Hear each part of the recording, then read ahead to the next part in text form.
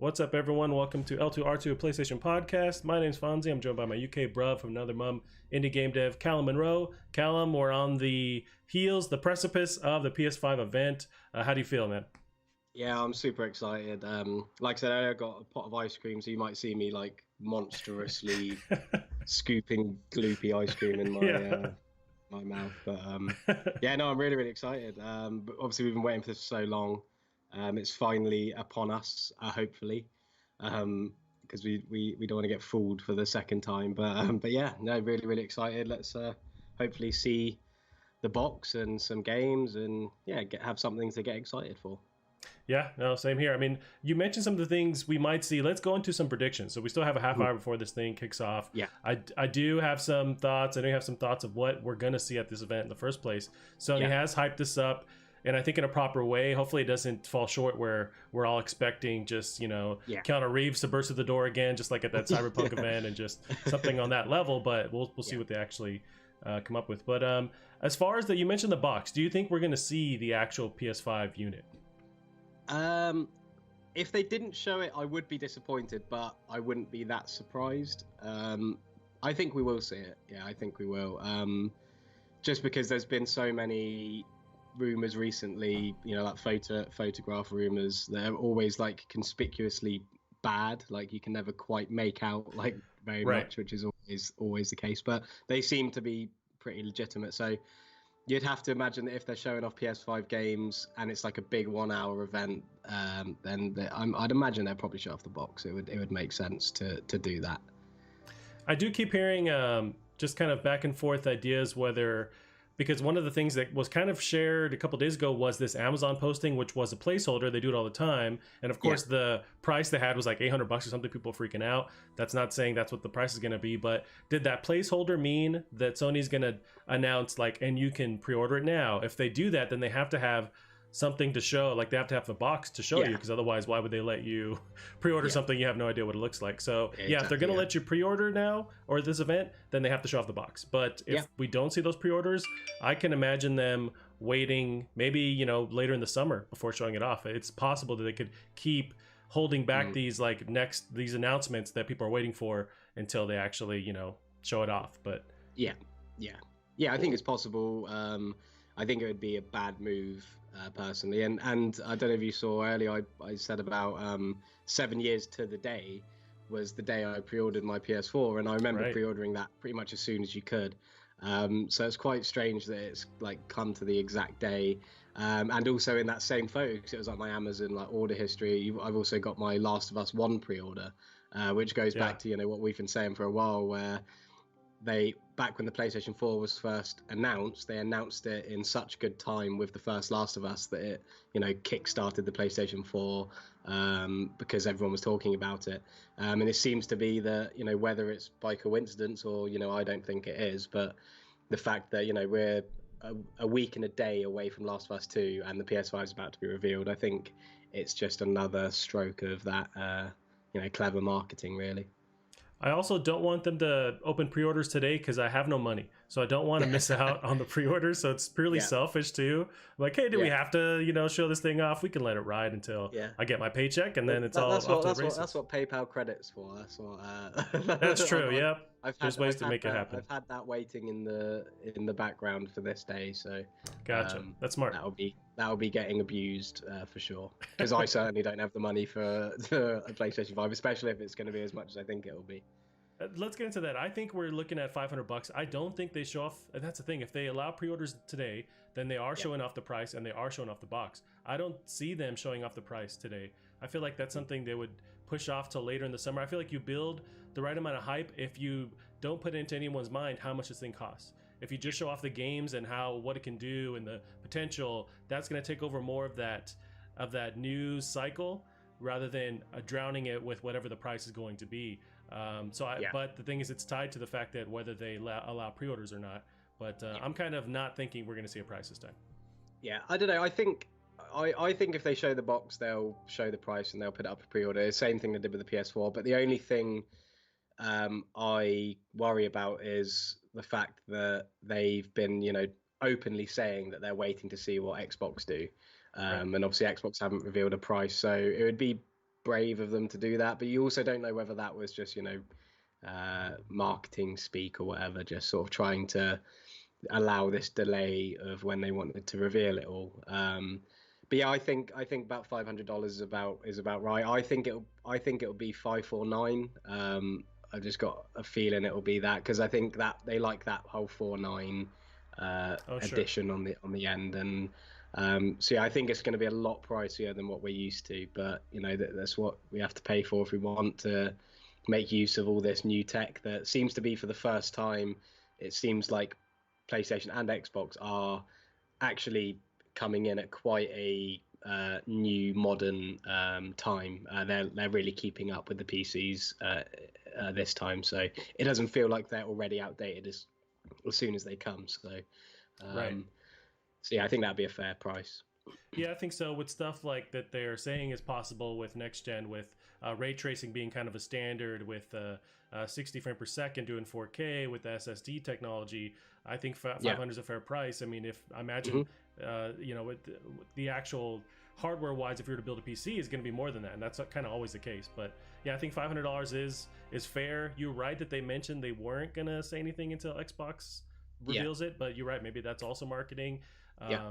It kind of also makes me think we're not going to see the price this time, but because they have said that they aren't going to reveal everything here, that they have the summer to like kind of post up different events or like different bits of information. Oh yeah, open that up there. So what flavor is that? Is it like a beer tasting thing or like a liquor tasting thing? No, not at all. So it's, as we were saying earlier, it's WKD, which was bought for me as like an inside joke between me and my friends, because it's this really awful alcohol in Britain. But it's Iron Brew flavour, which is a very famous in these parts Scottish drink, and it's orange just like this, and it kind of tastes, I don't know what it tastes like. It tastes very unique. Like, it's kind of like trying to describe Coca-Cola, if you know what I mean. It's a very unique taste, but it's really nice. And it, like, I just tried it, and it just tastes like Iron Brew, which is why I thought it'd be nice to have, because it's a nice tasting drink, and it's not gonna make me like fall over or anything. So I thought it's definitely a special occasion today. So I thought it's a good time to crack it open. Well, I got my really special water here, so I'm also kind of celebrating on my end. Yeah. And a half-drunken Starbucks cup as well. So it's important to be hydrated and awake for this. So yeah. I got my catheter in place, so I don't have to leave, so we're all set. Nice, Callum. So yeah, we're talking about predictions. What do you think we're going to see software-wise? Because I think that is going to be a big focus with this event. What do you foresee? I imagine it's going to be focused on first party. What are you kind of seeing out of the gate? Where are they going to start showing off?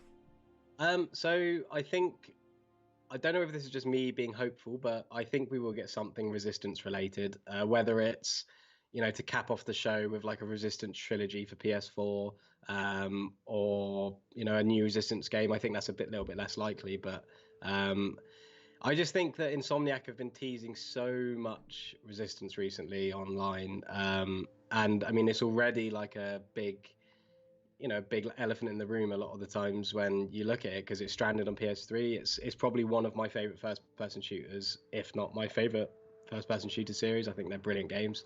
So for them to not have been brought over to PS4 in any way is really strange. So I just think it would make sense now, just to keep this PlayStation hype train going, to be announced.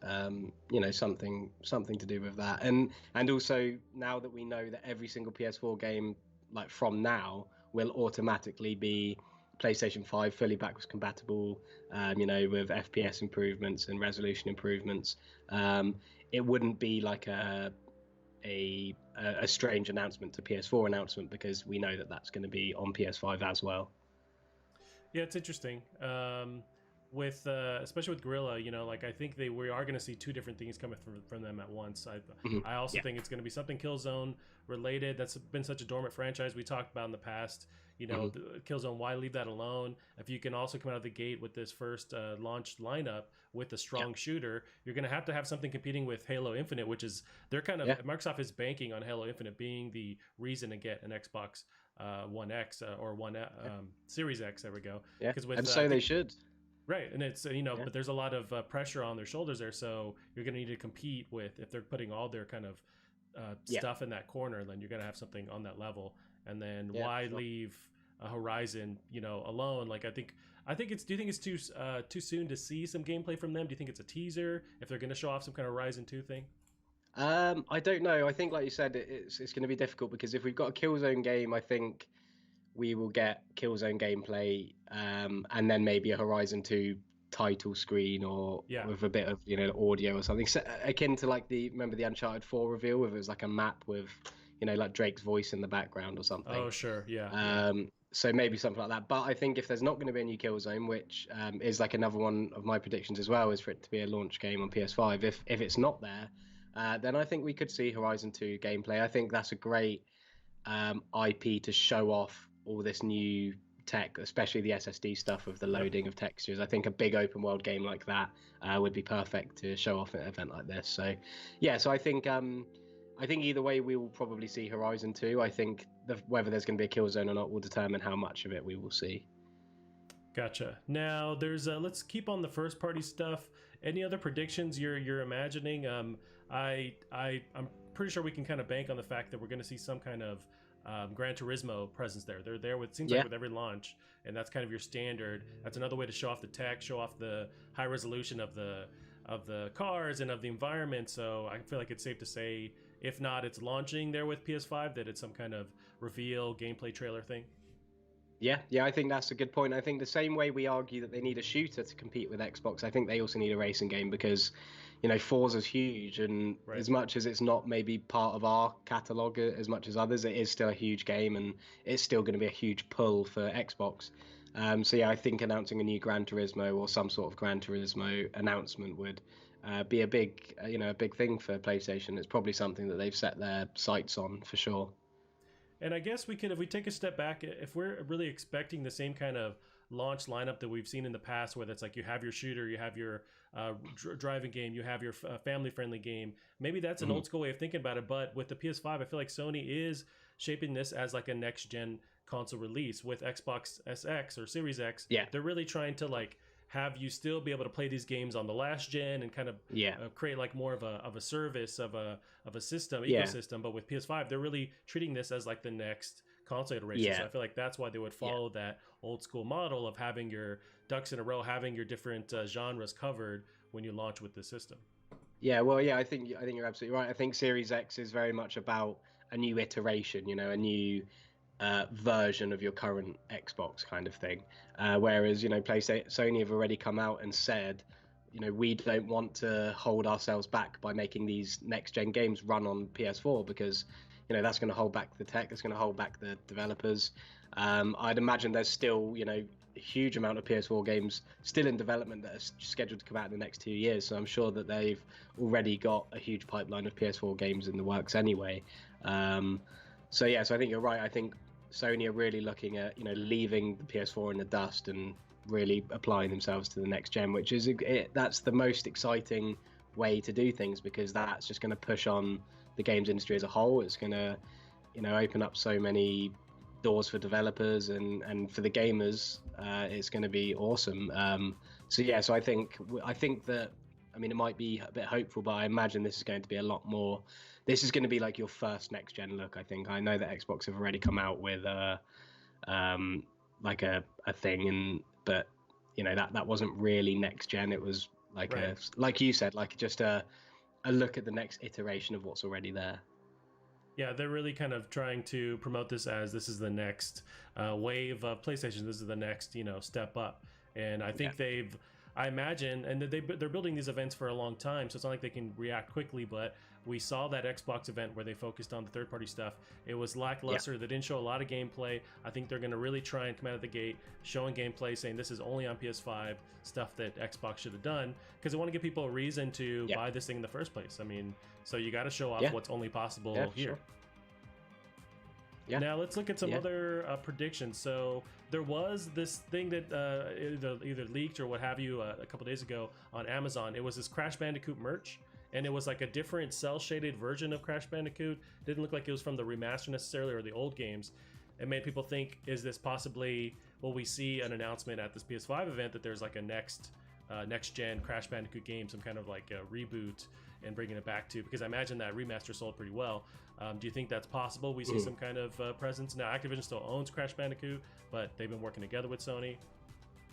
Yeah, I don't know. To be honest, I hadn't heard that. So yeah, I mean that could be interesting.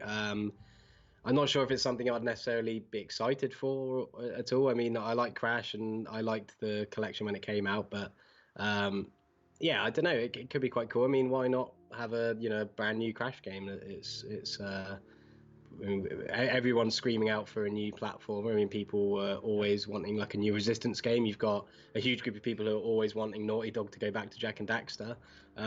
So there's definitely a market there. And for as much as the Crash Insane Trilogy was amazing, it was a remake of old games. So it'd be cool to have something new and fresh, and with like new game mechanics and new sort of ideologies and things. That could be quite cool.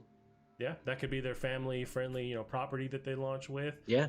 That reminds me, though, that's stealing the thunder from Knack. So PS4 launched with that first Knack. Do you think we'll see a Knack 3? Is that a dead property? I feel like they sold well, but I'm not sure when it comes down to it. To be honest, I think the fact there was a Knack 2 means anything's possible. I think the existence of a sequel already there in that series means, who knows, there might be a Knack 3. It might be a Knack PlayStation 5 console. Who knows? That'd be dope. To get a day one. I'd move some money around to get that. Yeah.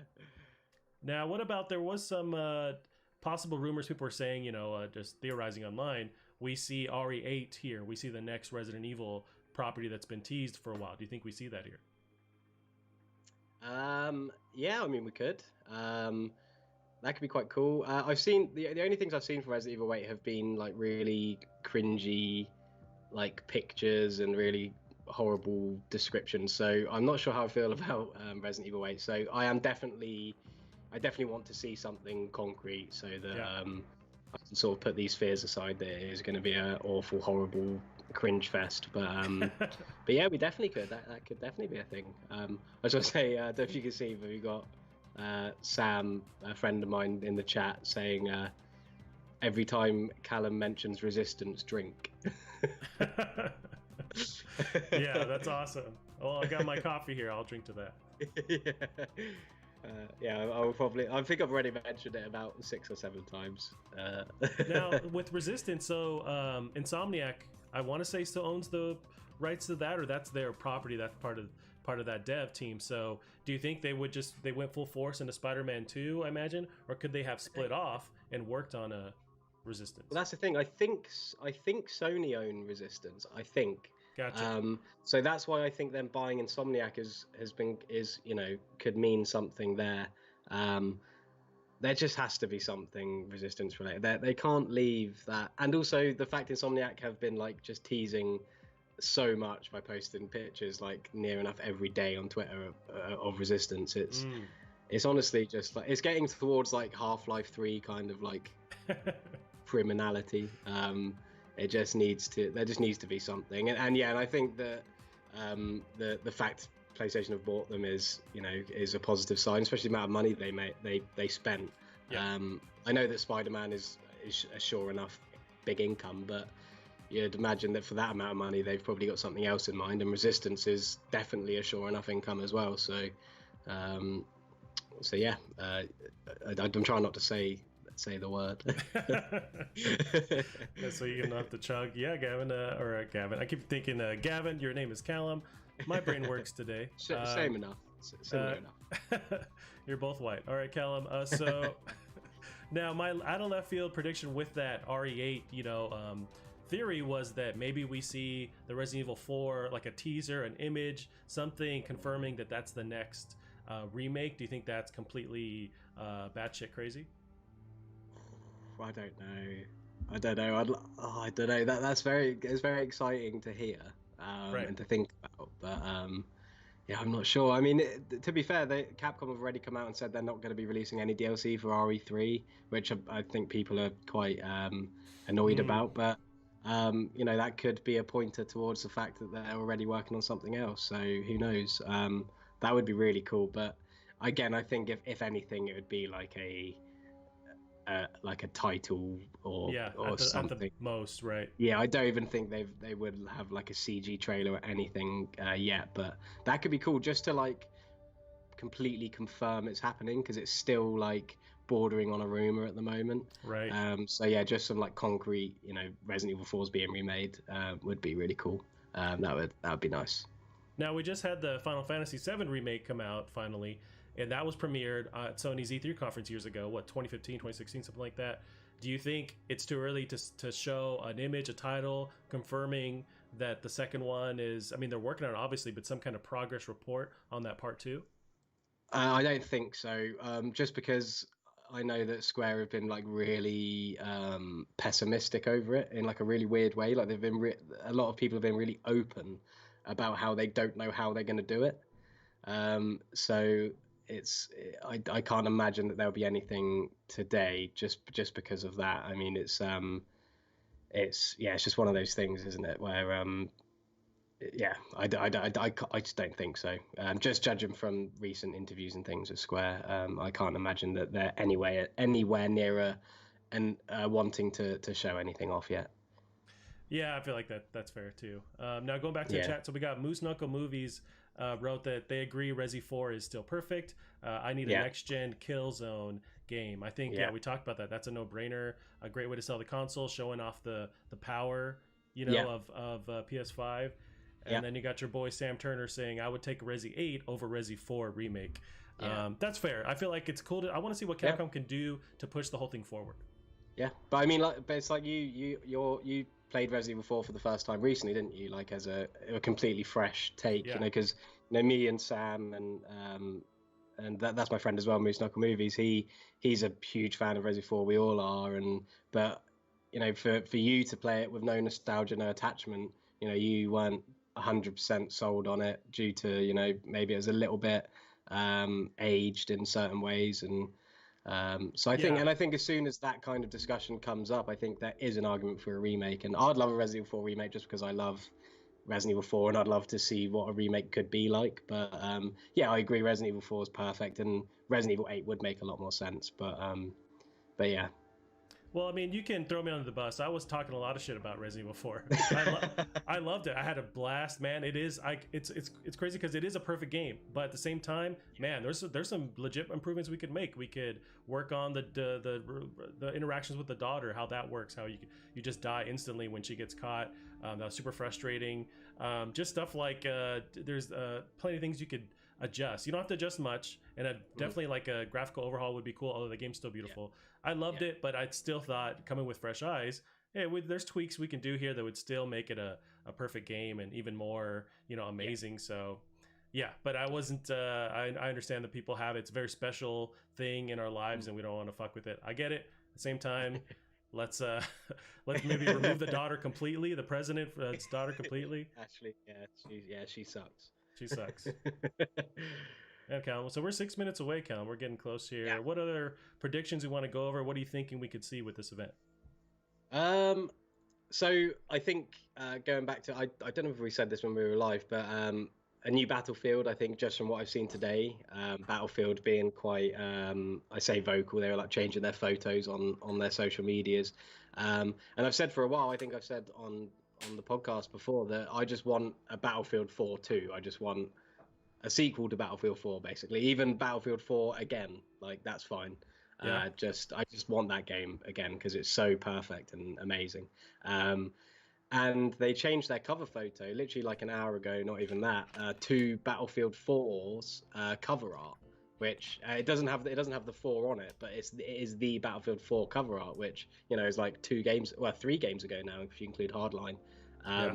So yeah, so I don't know whether I accidentally like willed that into existence or something, but yeah, I imagine that from that there's gonna be a new Battlefield. You'd imagine tonight because they're doing all this today on like such a huge day in games, and the fact that they've changed such a specific cover art shows that maybe it's going to be like a true sequel to Battlefield 4 because Battlefield 4 was the last modern Battlefield, so I don't know what horrible naming convention they probably have in mind.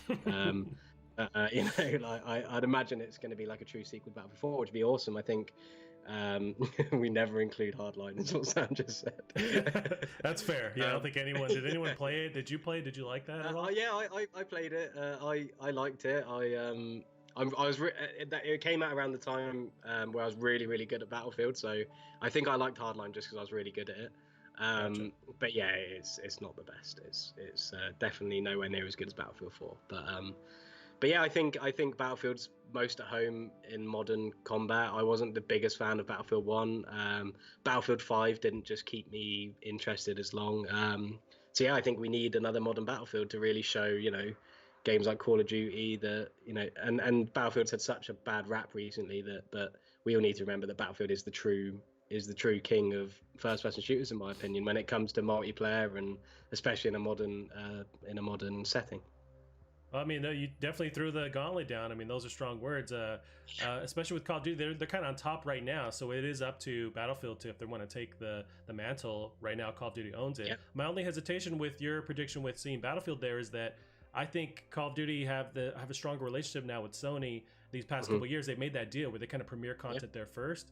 So with the rumors of the next Call of Duty coming out 2020 still being some kind of Cold War Call of Duty or like Black Ops, I feel like maybe we see that there instead of seeing Battlefield, but maybe we see both. I feel like it's harder to see both of them. I don't know if Activision has an issue with premiering their stuff alongside with Battlefield content. I don't know, but it'll be interesting. But I feel like if I were to bet, I would say we'd see more Call of Duty content versus Battlefield content. But who knows? Just thinking about the fact that it's obviously EA that own Battlefield.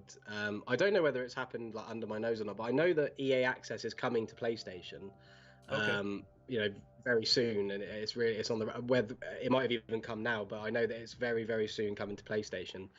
So I don't know whether maybe there'll be an announcement about that, and then they could include a Battlefield announcement alongside that or something. But it's just, I mean, whether it's today or tomorrow or next week or next month, I think the fact Battlefield have changed their cover photo of Battlefield 4 art is very specific, and it's like that exact art. I mean, it's not been changed to anything except for the 4's been taken away, which I think is really interesting. So yeah, hopefully we'll see Battlefield 4 2, or as or Sam just said about Battlefield Bad Company 3, which would be really cool as well. People really like that one. Yeah, they had the destructibility. Yeah, Bad Company was awesome. Remaster Battlefield 4. Yeah, I'd definitely be happy with that. I'd definitely take that. Yeah. And then the 500 gigabyte day patches I took a reference to Call of Duty Warzone. It's just going up and up with the gigabytes. It's fucking insane. I think it was in the news just yesterday. Like they had an update or a new season, and it was still like another 30 gigabyte patch or something nuts. Yeah, I heard about. Apparently on PC it's something like 220 gigabytes altogether, which is just yikes.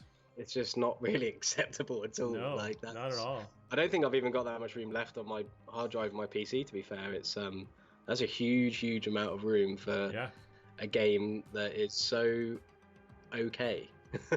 Yeah, I wonder, is it just the textures? There's a crazy amount of textures. Are they not optimizing, the file sizes? There's something, I feel like it's, I don't know if it's laziness, but they need to trim the fat and kind of make sure it's efficient. Maybe they're not doing that. Well, it's meant to be really badly optimized on PC. I know I've heard a lot of my friends who have, play Call of Duty at 1080p, and they've got a card that should easily play at 60 FPS, ultra, and everything. And not only is their card being like 100% maxed out, but they're getting really bad frame drops. And I think that's actually a common thing with all Call of Duty games on PC. Gotcha. So I think it might just be down to a sheer laziness in terms of how they package their game and how they optimize it, and because it's Call of Duty and they can do what they want because everyone buys their games. Yep. They just say, hey, fuck you, man. You're going to download it anyway. So what are you worried about? Yeah. Callum, so it's now 9 p.m. over there, right? 1 p.m. here. I mean, it's time. Yeah. So I've switched over. It says stay tuned on the feed. Now we're in the future now. It's anything's possible. Yeah. Very excited. This person, Lloyd Croxford, says, I don't want to say anything about The Last of Us 2 tonight. I think it's fair they won't. I think it's crazy to assume that Naughty Dog will show off anything. Maybe there's this like in one last thing moment, but I think we're safe not seeing any Last of Us 2 content. I can't imagine what it would be. So. I really hope so, because I thought that before they released these behind the scenes documentaries. Yeah, and, they've shown off so much. It's like, what else are we gonna do? yeah. Now, this Mighty and Boosh says, I would love to see something Dragon Age related, but I doubt we will. Yeah, it's been a while since we've seen some kind of Dragon Age content or game, right? Since I forget the last one, but I know they've been received really well. Yeah, the last one, Dragon Age Inquisition. There you go. Which well, it won Game of the Year, which is it's like one of the most under the radar Game of the Years you ever hear. Really, it's supposed to be brilliant. I love Dragon Age. I never got that into Inquisition just because of the time around it, but yeah, I'd love to get back into that. Oh fuck, Callum, it's going down. I'm so excited. Yes, Matt, it's just for the PS5 today. Yeah, it looks like. What are we starting with? It's a pretty cool, trippy. I think, okay, they're gonna fade from the symbols, maybe. This is the box. This has got to be a triangle. This looks like a box reveal if I've ever seen one. Think so? That'd be dope for them to come out of the gate saying, "Here it is. Now shut the hell up. You finally saw it."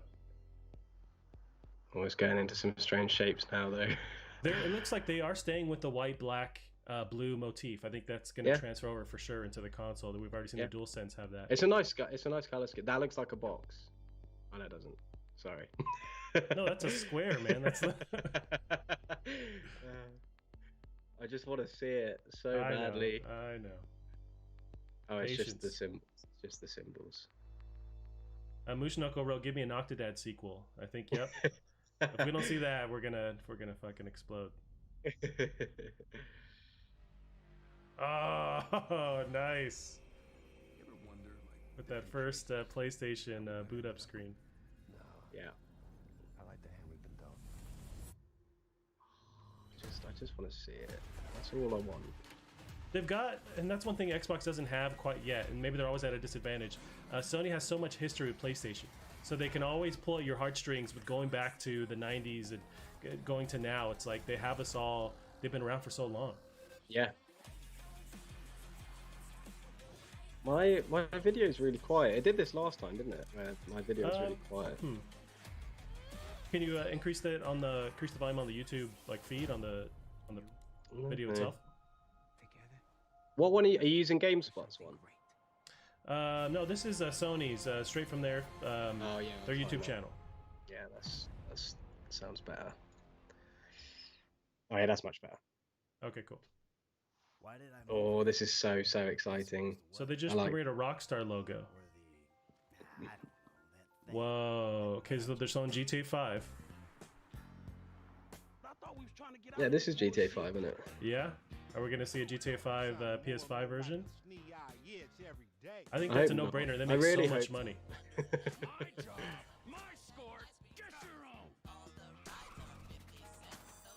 Quality-wise, it doesn't look a step up. It looks like we're seeing just PS4 quality. Yep. It's an odd game to open on. It's odd, but this game keeps selling with the online component too. I feel like it makes sense to assure that community this is going to be there. Yeah. With PS5.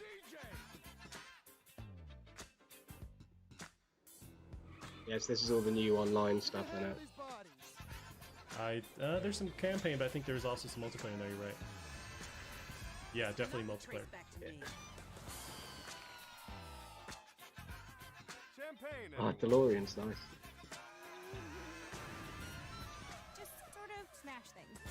I think do you reckon they're just doing this on purpose because they know that this is not what people wanted to see? No, I think it's not for us, but I think there is a huge community of GTA Online players. So if they can say this is going to be PS5 day one, there you go. So that community adopts it and goes over. Coming to 2021 to PlayStation 5. Okay. Fair enough. GTA 5 2. Right.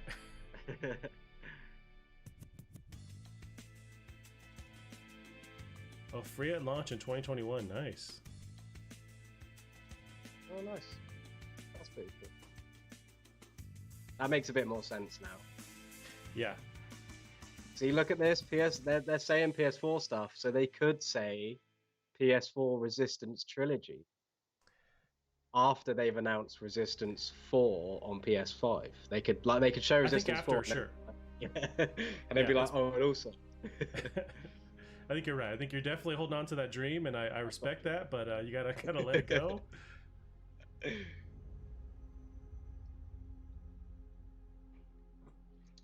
very moody with the. It was great to kick we got today Jim off Ryan with a here, look back CEO. at just some of the seminal moments of the last 25 years. And what better way to bridge our past and our future? Alex Jones says, "Give me a Last of Us 1 remaster on PlayStation 5." Do you think you be interested in that? Is there? I wonder how much they can do, because that was like a PS3 game. How much can you upres the textures before you have to like rehaul that whole game?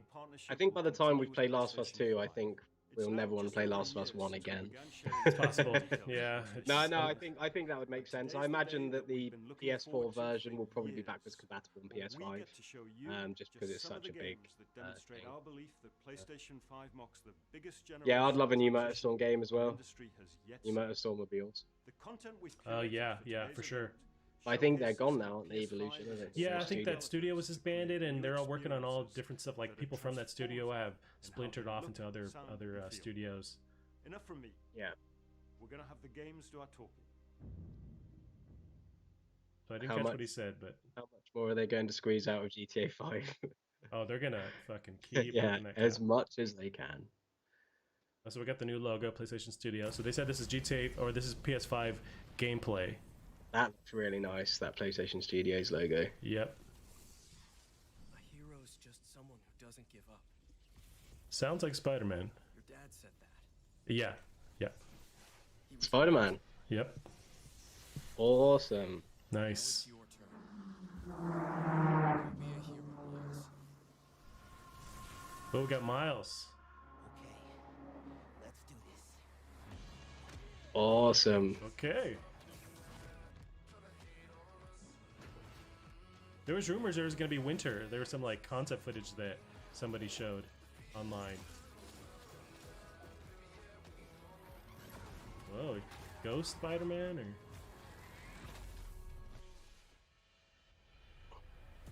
or? Nice. Dude, I did not expect this already out of the gate. No. Spider-Man Miles Morales. Nice. Awesome. That looks awesome. This says Holiday 2020. No way. Jesus. Awesome. Maybe it's more of like a DLC so it's thing that they were working on. It's a launch game. Yeah. Yeah, that, I think that I imagine that's DLC. It's good enough. Here we go. You were right, Gran Turismo. Gran Turismo. I highly respect Gran Turismo, but I always liked more of the actiony, arcadey type of racing games. So I get that it's a sim and people dig it. It's got a huge history, but I've just never gravitated towards them. Yeah.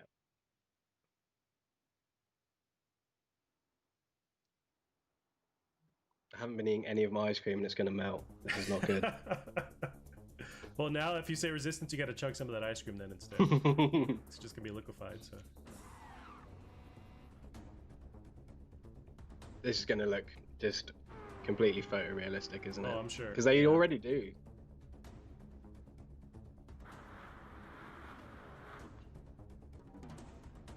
It's hard to tell if we're seeing trailer parts, you know, or like CGI cutscenes in the game or actual gameplay. Oh no, I think this will be what it looks like. It's always, it's always looked just. Those reflections are nuts.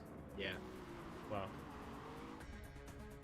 And it's, I mean, you're going to have ray tracing now as well, so it's going to be even better. You've got the new SSD technology, which seems to, you know, be able to load like everything at once. There's no texture popping. Right. Okay. I mean, this is already like showing us so much more about next gen than anything. Gran Turismo 7, that's cool. That's cool. So they're showing off GT Town, which is like a. Still has an awful HUD though. Why does it always have to be this weird, like robotic, as if you're literally like an AI? Right. And there's weird, creepy music as well. It looks really nice though. I really like Gran Turismo. It's, I've never been able to play it to the point where like really good at it, like I know you're meant to.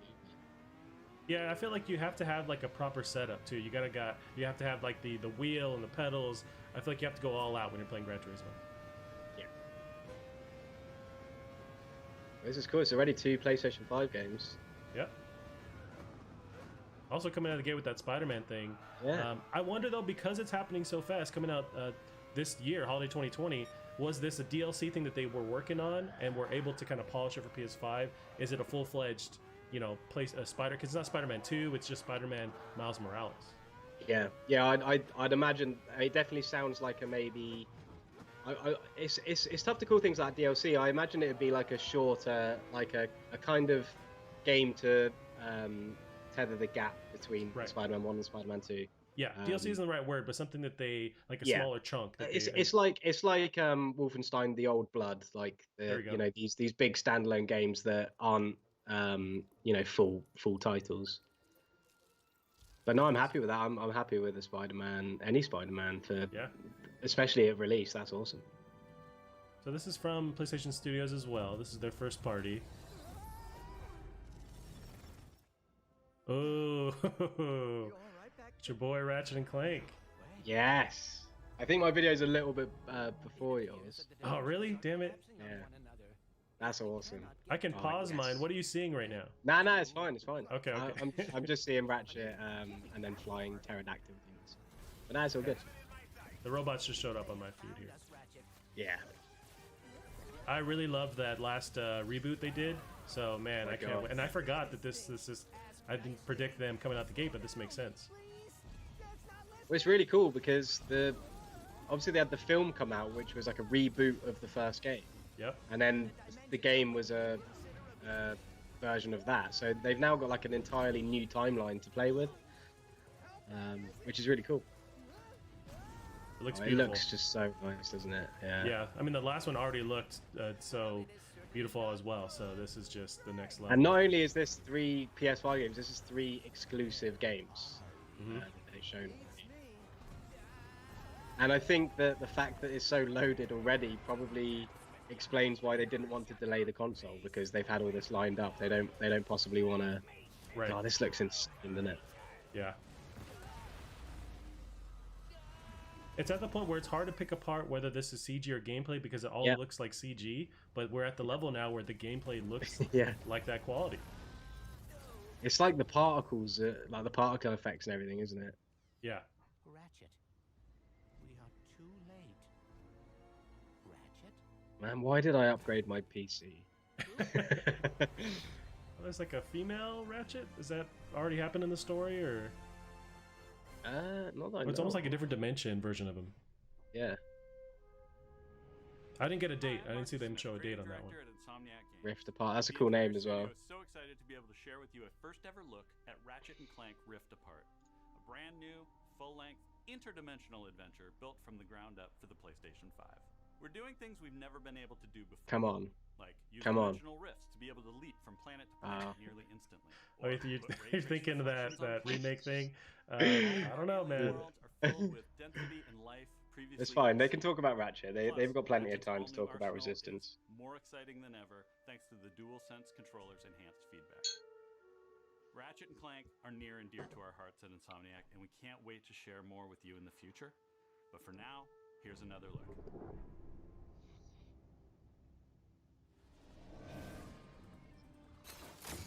So we're seeing some actual gameplay. I mean, where they're showing it off as a level, rather. I think we saw gameplay, but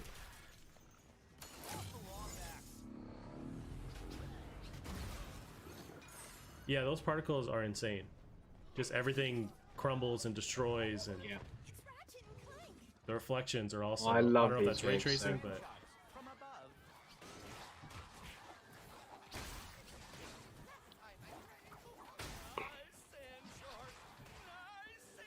Oh, it looks just insane, doesn't it?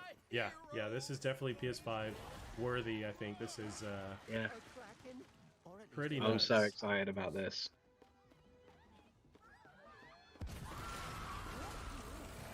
And the last one came out quite a while ago, so I wonder how far in development time they've been able to dedicate to this one. Yeah. So that was what, Well, I mean, 3 years ago. You'd imagine. I mean, obviously they've got Spider-Man to Right. work on as well. They've got Resistance 4 to work on. So. Yeah.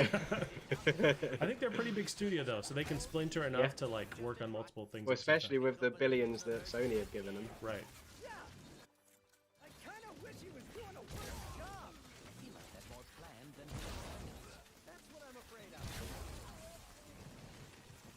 This looks like a cutscene. It doesn't look like it's gameplay. Yeah. This is awesome.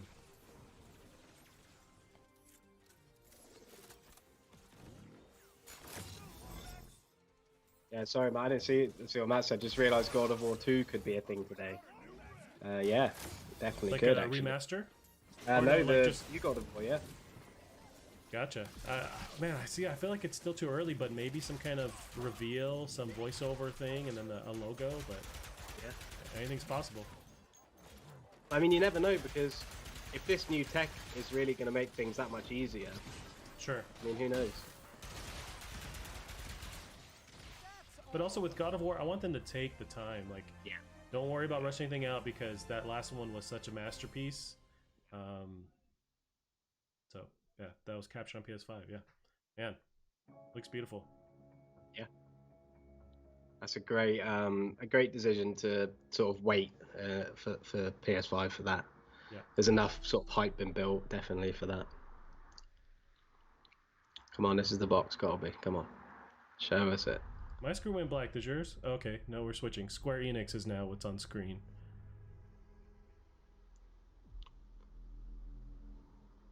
Oh yeah, mine's just gone black. Yeah. I think this is the Elden Ring or whatever. That was that one game that. No, that's Oh, yeah. from. I think that's from Software. Never mind. Luminous Productions.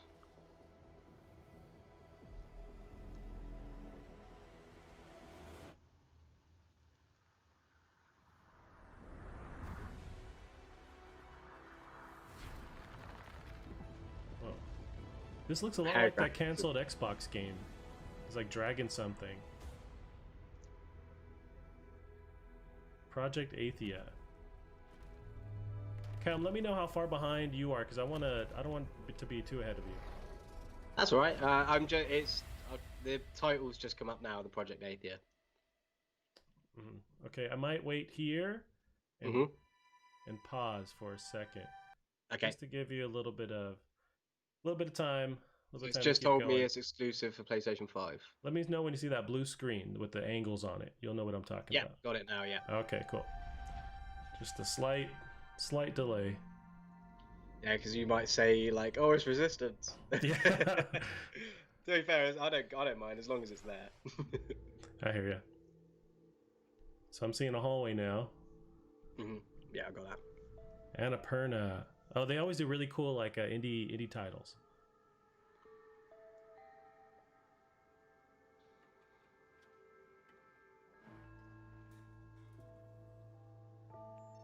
R.I.P. humans. Yeah. If only.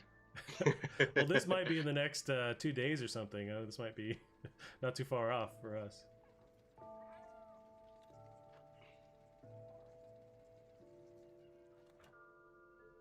Cat survive, obviously. That guy has a little backpack on him. Oh, I'm sure I've seen something about this. Oh, okay. Something to do with cats. There wasn't something at Xbox, was there? Yeah, the Maybe. Xbox- I can't remember now. I like the screens look like an old Macintosh screen on the robot. Yeah, yeah. I know my sister's watching and she loves cats, so this could be a game for her. I think Yeah. she's the one that asked about Dragon Age earlier. She's a big Dragon Age fan.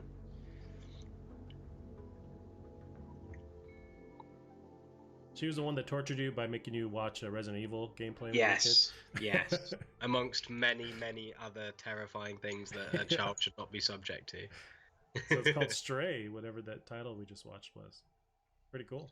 Yeah, that's a good name as well for that as well. 2021. I thought it said Zosie at first.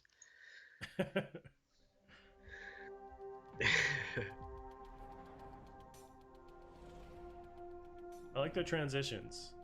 I Yeah. don't know if we're reading too much into it, or the next transition out of those cool geometric shapes is like the box or something. But Oh, I'm not. I don't think I'm ready. Like, I keep thinking they're gonna do it. Is this it?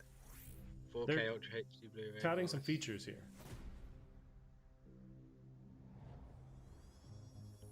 Ray tracing, nice.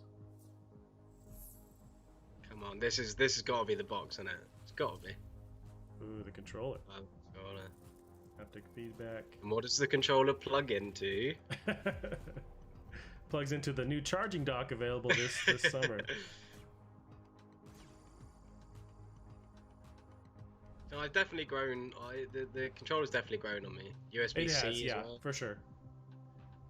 Built-in microphone, and yeah, nice. That microphone's gonna be interesting because you can have a voice chat with someone, and somehow it's gonna like remove the audio from the game that comes out of your TV, so you can just use that instead of a microphone.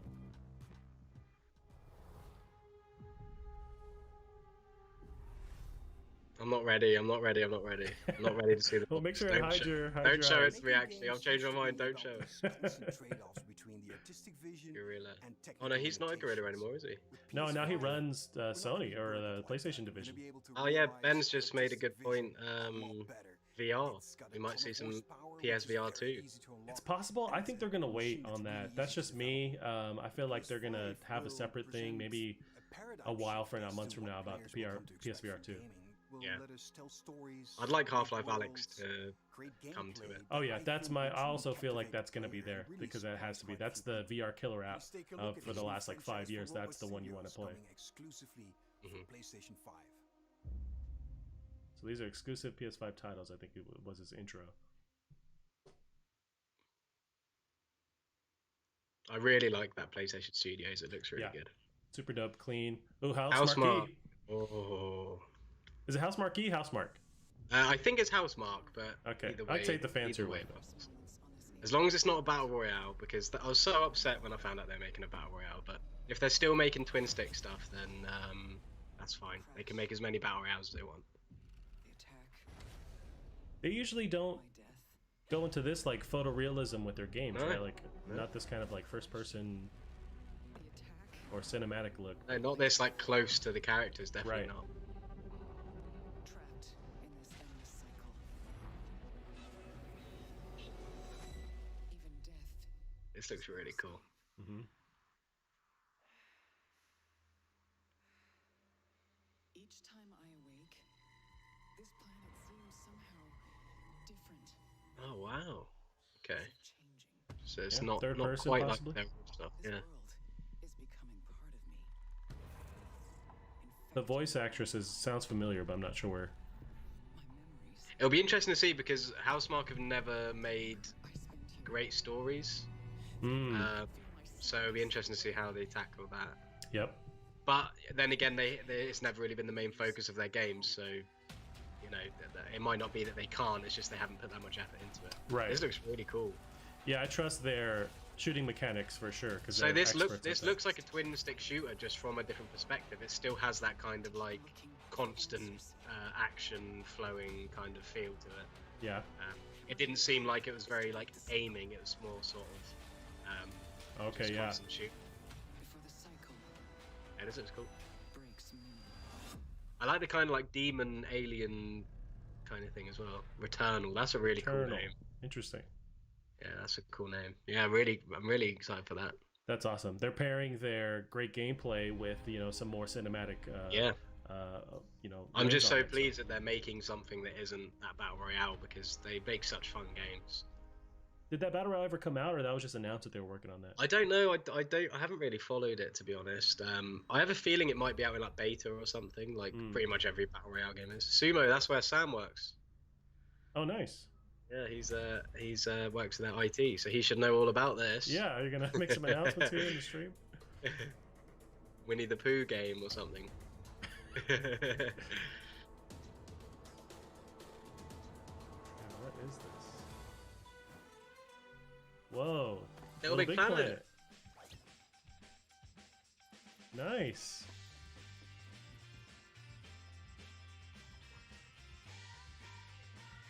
But now the dev that usually does Little Big Planet is working on Dreams. I forget now, I'm blanking on their name for some reason, but this looks like a Media standalone. Molecule, yeah. Media Molecule, there you go.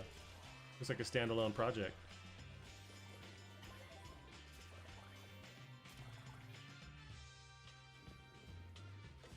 Why didn't you tell me about this, Sam? Eh? Why didn't you give me this inside news? Yeah, he's at the Chinese Room, who I think are like a subsidiary of Sumo. Gotcha. Yeah, they've just made a game for the new Apple thing, The new, I don't know. I don't. Is it Apple TV? Like they have like their own game. Oh, they have like a service. I think they have like Yeah. a game, mobile game service. Yeah. And Chinese Room did. I think they did like a first-person game, a story-based game, if I remember. They did. correctly. Everybody Gone to the Rapture. Gotcha. Yeah, that was cool. And I think they did the second Amnesia game, the Machine for Pigs. Hmm. Yeah, this is cool. It looks like an actual game. Okay, it looks like there's multiplayer as well. Bit like a kind of like Crash Bash kind of thing. Hmm. It's just nice to see Little Big Planet back because there's such. Oh good yeah, games. yeah. I'm glad they're actually revitalizing that franchise because that was huge on PS2, PS3, or well, just PS3. It's nice to sort of give these things over to like like someone like Sumo as well because Yep. it's a huge franchise. Yep. It's like the rumors of I don't know if we see anything about it today, but about Uncharted going to Sony San Diego because they've now Interesting. become a bit bigger.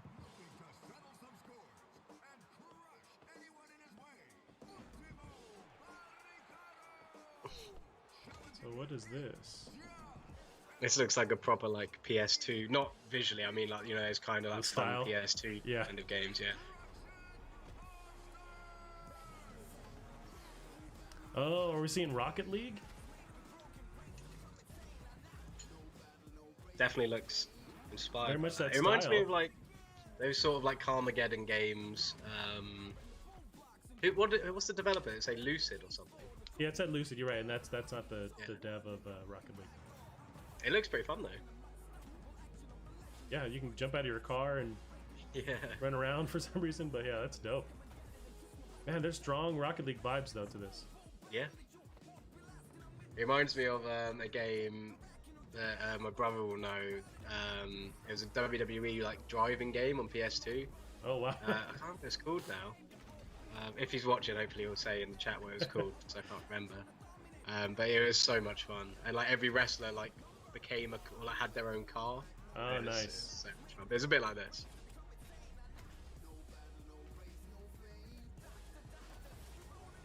Yeah, this I'm might so take some happy. steam away from Rocket League. This is a good competitor Yeah. for them. I'm so happy that we've seen so many PS5 exclusive stuff, just because like I don't have to feel bad about upgrading my PC. Destruction All Stars. Yeah, looks cool. Yeah.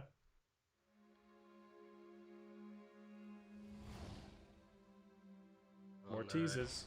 Every time he gets this, I get scared that they're going to show it, and I'm not ready. Yeah, Crush Hour, that was it. Thanks, Alex. Crush Hour, Crush. okay. Josh Greer, and this is my brother Great Mike. name as well. We're from Emberlab, a small team with a background in film and animation. And we're very excited today to share with you the first look at our new game. It's a story full of adventure and charm that has themes in personal growth and redemption. So please enjoy. Hmm. Is it the PS5 box? I don't think so.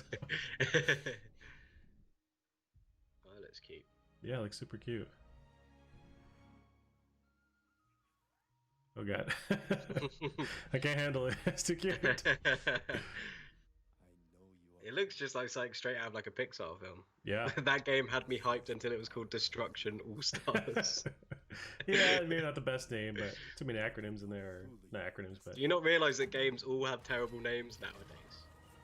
yeah, until they stick and you just get used to it. But yeah, Like, what's Resident Evil 8 rumored to be called? Like Resident Evil Village or something? The Village. Yeah. Like that. This looks a lot like something I've seen before, but I don't know what it was.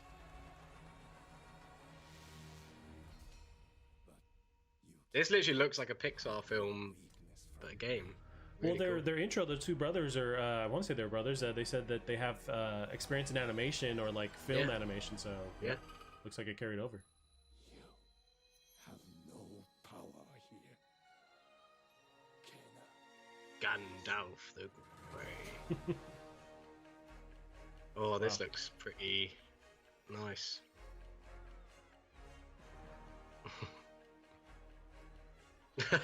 This looks really Whoa. cool. Almost like Pikmin or something, where you kind of Yeah. control the little characters.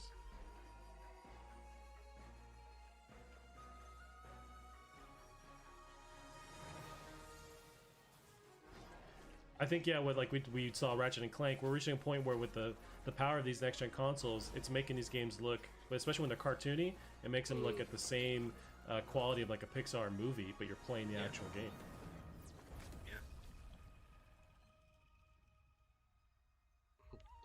My sister just said her daughter Willow, my little niece, would love this, but then she saw the monster. If this was me, you'd make me play this. Right.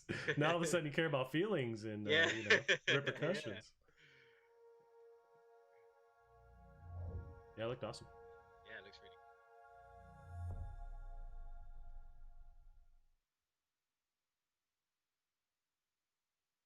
Ben Carter said Zelda Zero Horizon. Yeah, it had very strong vibes of those same properties mixed together. You ever feel like you're just waiting for a sign? To do that thing you've always meant to do. I really dig this art style. Sometimes I feel like I'm just standing like on a the edge fairy of doing game. great things. A little bit. But something's holding me I'm just back. so off put by this kind of like thing. Like, Maybe it's just not the art style. The animal just style, like humanoid. Animal, yeah, animal humanoid, just I'll because never of be as good as what I the imagine, whole thing but around I'm them. still just standing on the edge. But if we've got nothing else to lose, I wonder if this is more story-based, kind of like there's another dev that really focuses on these story-based experiences.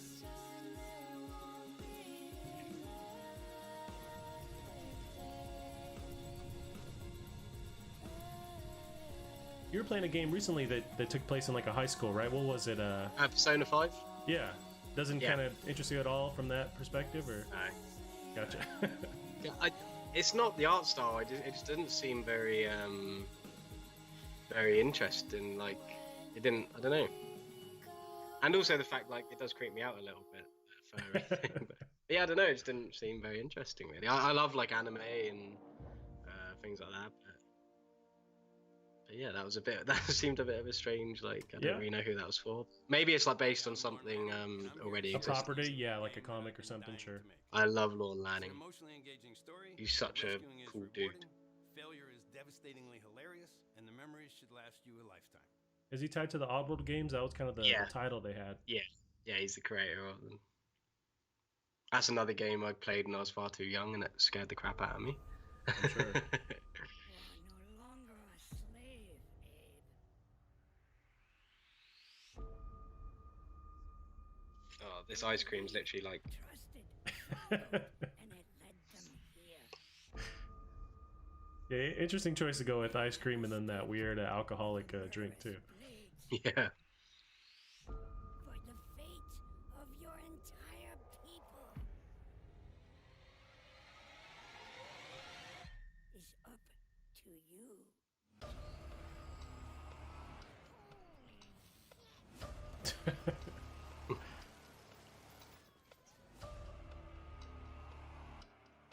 And once again, the graphics are pretty nuts on this.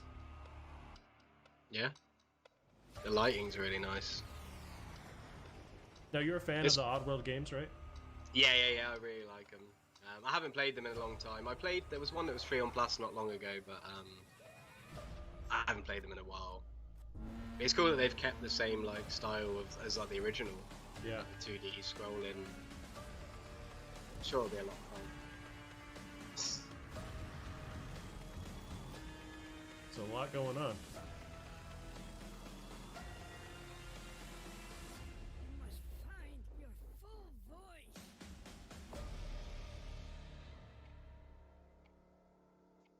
Cool. Oddworld Soulstorm. They're usually like Abe's Exodus or Abe's something, right? I feel like that's usually in the title. That name sounds kind of like I don't know, like a D&D or fantasy, like high fantasy kind of thing. Tango Gameworks, I forget what they make. Yeah, what do Tango make? I feel like they make Blacklight Retribution. Oh, they do Evil Within. Oh, okay. Oh, it's that Ghostwire Tokyo right. game. It lost its creative director, didn't it? You might be right. I feel like I vaguely remember something about that. Because there was that that lady who came on at E3 to talk about it, and everyone like really did the loved cool it. like positions and stuff, and like she was super. And then she ended up uplifting. leaving. You're right. So it'd be interesting to see how this has changed, if at all. I mean, you got to imagine losing a creative director has got to have a huge change in things.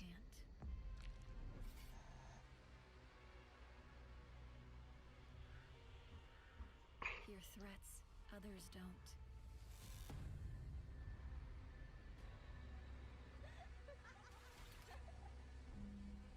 Oh. Fight when others won't. Looks pretty creepy. It's up to you to save Tokyo.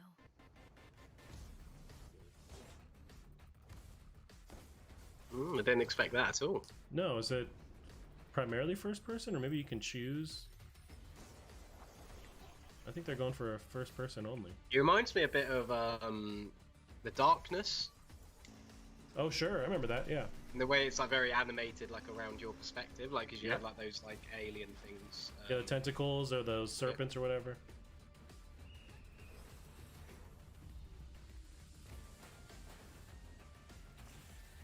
This is cool. Yeah. I really like the really detailed sort of hand movements and arm movements.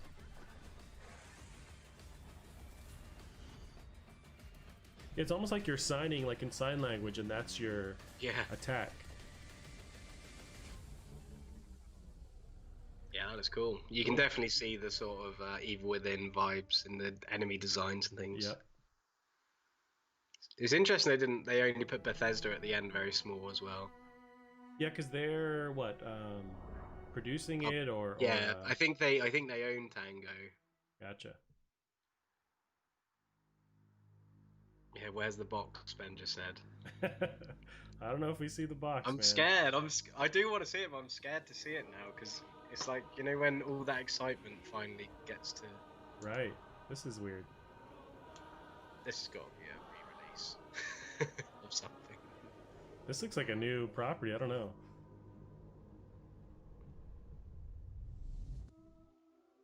Super Brothers.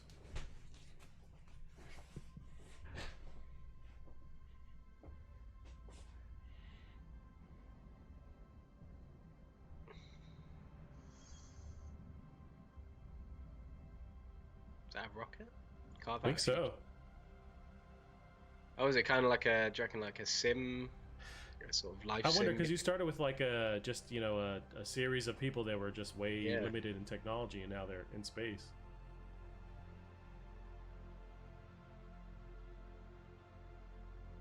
It's cool. It explains the sort of like more different visual style. Year Zero. I feel like I remember. Okay, I thought I remember hearing about a game that was called Year Zero, but I don't think that's what's going on. Ben Carter says, looks kind of vrish. VR-ish. I think he might have been VR-ish. Gotcha. talking Yeah. about the Tokyo Ghoul game, which Oh, I is see. definitely. That could be cool. Yeah. Bit scary though. Oh yeah, I want nothing to do with that.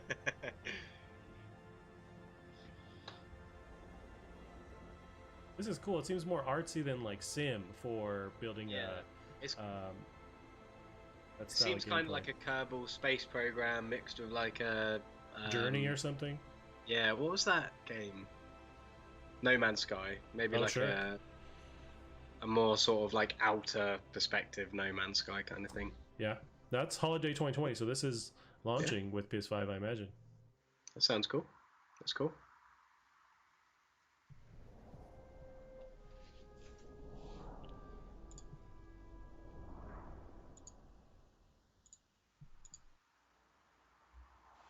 We're 40 minutes in, so we got another 20 minutes worth of announcements here. Oh, Gearbox. This is that next gen game that they've talked about already.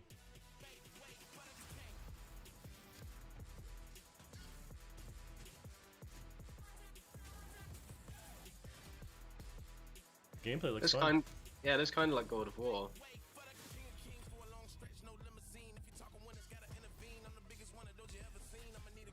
I never understand this sort of like having this kind of music with this kind of game. Yeah, the hip hop. I think they're trying to convey like the speed and the action aspect to it, but yeah.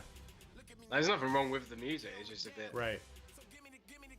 It seems a bit strange. But it is Gearbox, and they're I think this is the one that they were saying it was going to be more like a, not a looter shooter, but like an action-based kind of looter shooter style with this swords, like combat, melee combat.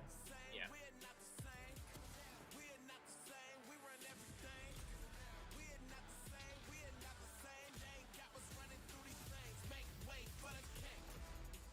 Godfall, I forgot. Yeah. Yeah, Godfall. Yeah, I have seen a little bit about that actually. Yeah, they showed some off in the past couple of months. So it's holiday 2020 with PS5. I think this is also Xbox Series X too, if I'm not mistaken. Yeah. See, Gearbox are a weird one. I think every game they've made except Borderlands, it just always seems to be like really meh. So I'm not sure how to think about that one. Oh, from the creators of Hyperlight Drifter.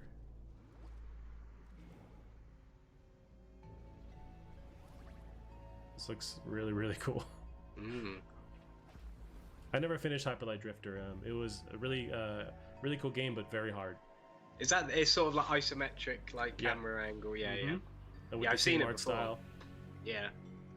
Yeah, I never played it. Can you drink ice cream? Is that a thing you're allowed to do? So I'm sure people have tried it. Go for it. I mean, that's basically a milkshake. Yeah.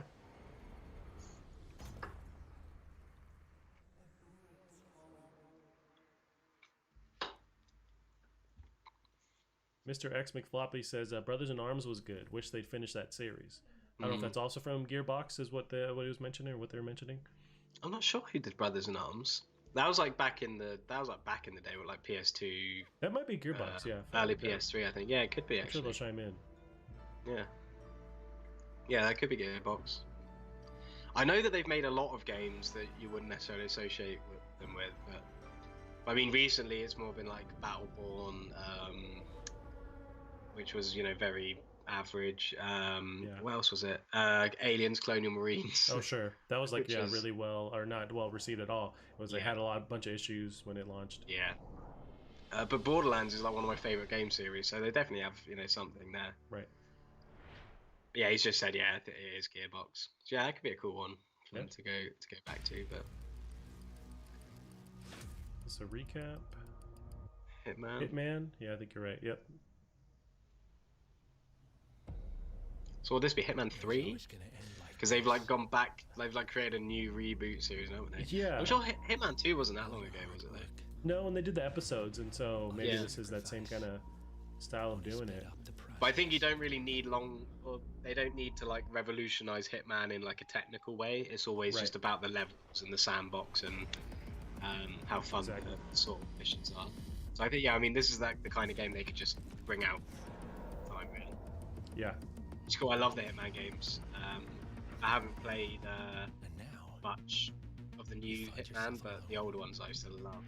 Same here. Yeah, I remember playing the like PS2 era of Hitman. But I know the newer ones are really well received, and they're praised for like the level design, just like you mentioned.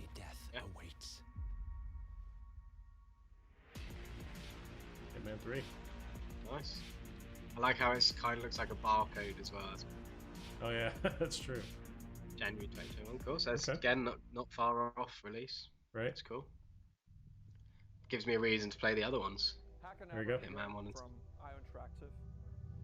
In Hitman 3, Agent 47 is back for his most intimate and professional contract in his entire career.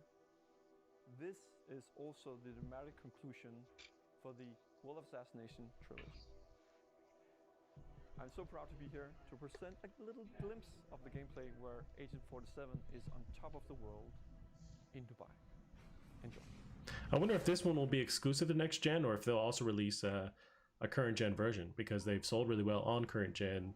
Yeah. And I just don't know if they were developing, two different versions, or what's the deal. But yeah, I think if it's going to be like multi-platform, I think if it's multi-platform, then it's coming out on Xbox Series X. Then it will probably come out on the Xbox One. So in that case, I think it probably will come to PS4, just because Xbox are so willing to, have their games on both consoles.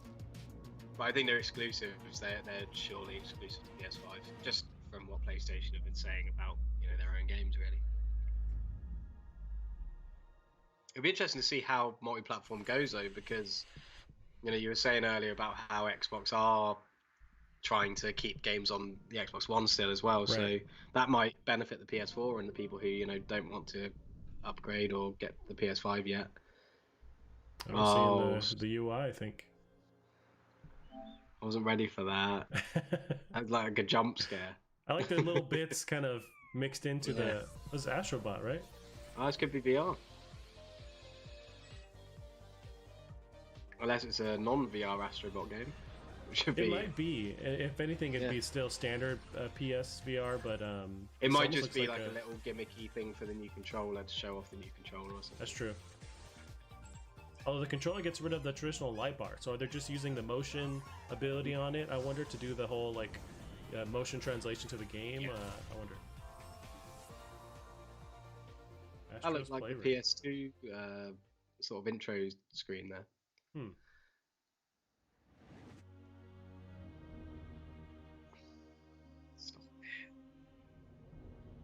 This little transition is changing. I wonder if we are getting closer to them revealing the console at the end. I feel like that's changing for a reason.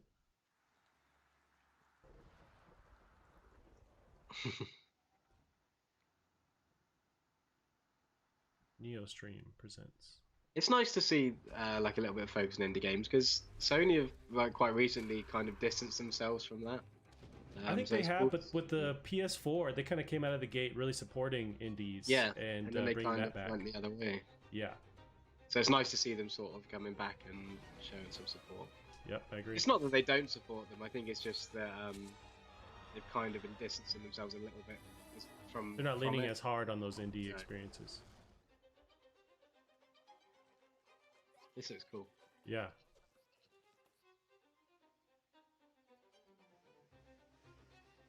It's like cartoony, but almost claymation. Yeah, but it looks really like with that, like the bear there, like it looks really detailed, like the hair and that big like wolf thing he fought looked quite nice. It's always kind of hard to tell sometimes of these streams, because they're not always the best quality, right? Like in terms of like the actual video itself.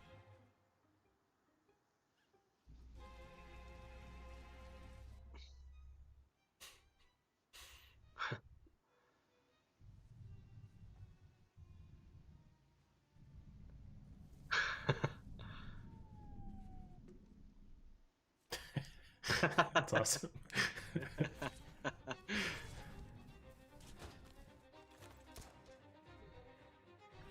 It looks kind of like Breath of the Wild a little bit. A little bit, yeah, with the open world aspect, the combat.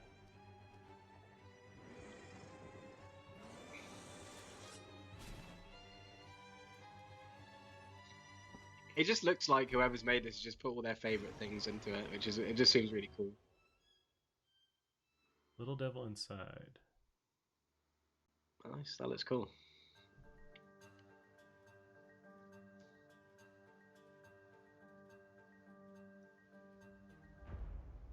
I think they do that for a reason. I'm Zion Williamson, New Orleans Pelicans. Here we go.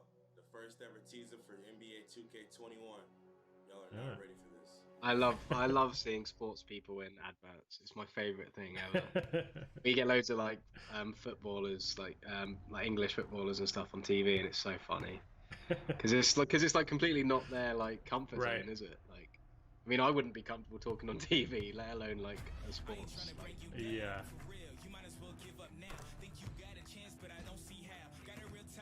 I've never played the NBA games. They're meant to be pretty good though. Me either, but I don't think I'm into basketball enough to really enjoy it.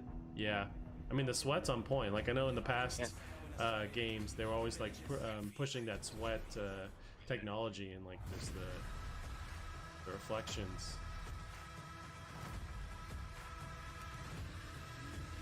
That's cool. That was gameplay. That's pretty cool. Or like that same engine.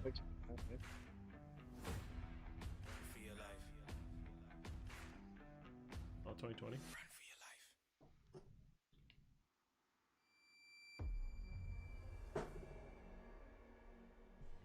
Oh, is that? Yeah, that's the box, isn't it? That is actually it. Like you said, they're like waiting to. You think so? Like those little imprints on the box transition itself? Before, where the imprint's going in, and then that one was them coming out. I like it. I like the idea, but I'm still scared. I still don't want to see it because I'm scared it'll like give me a heart attack or something. Now they're going with the white, blue, and black. Do you think the box will be black or will be white? I think we'll get a choice. Oh, interesting. I think that would. I think because we've seen the black DualSense. Have we? Or there was like the or is that the dev kit one? Yeah, I'm not sure. I guess they're so confused as to what's real and what's like a rumor. Right. Yeah. Yeah, I'd imagine they'd give us a choice. Just because white is quite loud in a way, like in terms of fitting. Like I like it. I'd happily have a white one, but I think for some people who like, I think a lot of people have like a black like home cinema and like everything. Like most of your Blu-ray players are black, most of your TVs are black, most of like yeah, that kind of thing. So for people who want to like fit in with their home cinema. Now this game, the intro to this game was from the creators of Octodad. Ah, there we go. Octodad So, yeah. sequel. There we go. Full circle. I'm not sure what the gameplay It's is a bit here, like but... Spore, so maybe you can like create your own. Oh, interesting. Little characters or something. Yeah. There we go. Octodad. I called it. Confirmed. My invitation is open. Come join me on the island of bicycles. Liz! What? I was trying to carry a lamp with my weenie hands, but I dropped it and it's on fire.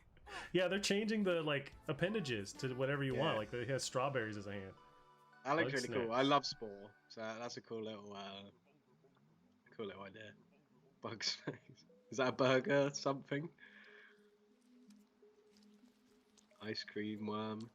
Yeah, you're literally attaching snacks to bugs to create something. That's pretty cool. Oh, that's cool. Yeah.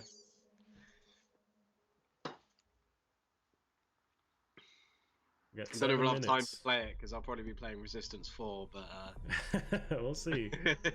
Oh, I this think it's is getting it. closer. I'm scared. Those are some round edges, though. Okay, I think we're still talking about the symbols here, like the sacred symbols. So we got 7 minutes, 6 minutes for them to drop some heat right here.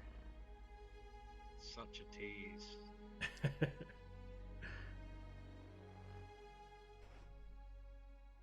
That looks like some corners. That's what they're doing. I think 100% that's what they're doing. They're going to show off the box here. I love Shuhei. He's such Yeah. a nice man. Yep. have something very near and dear to me. Very near and dear to Suhei.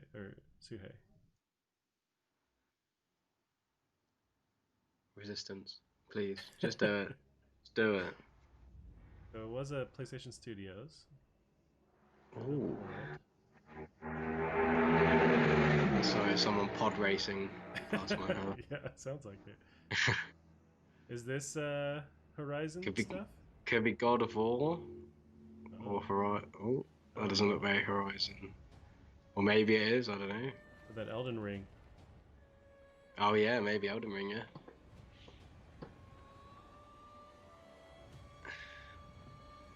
Some giants.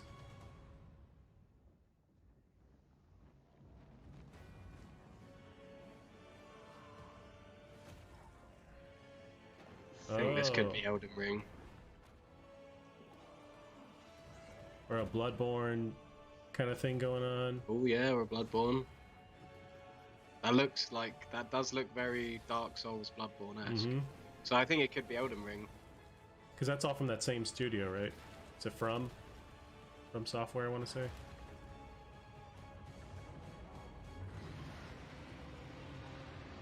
Dope.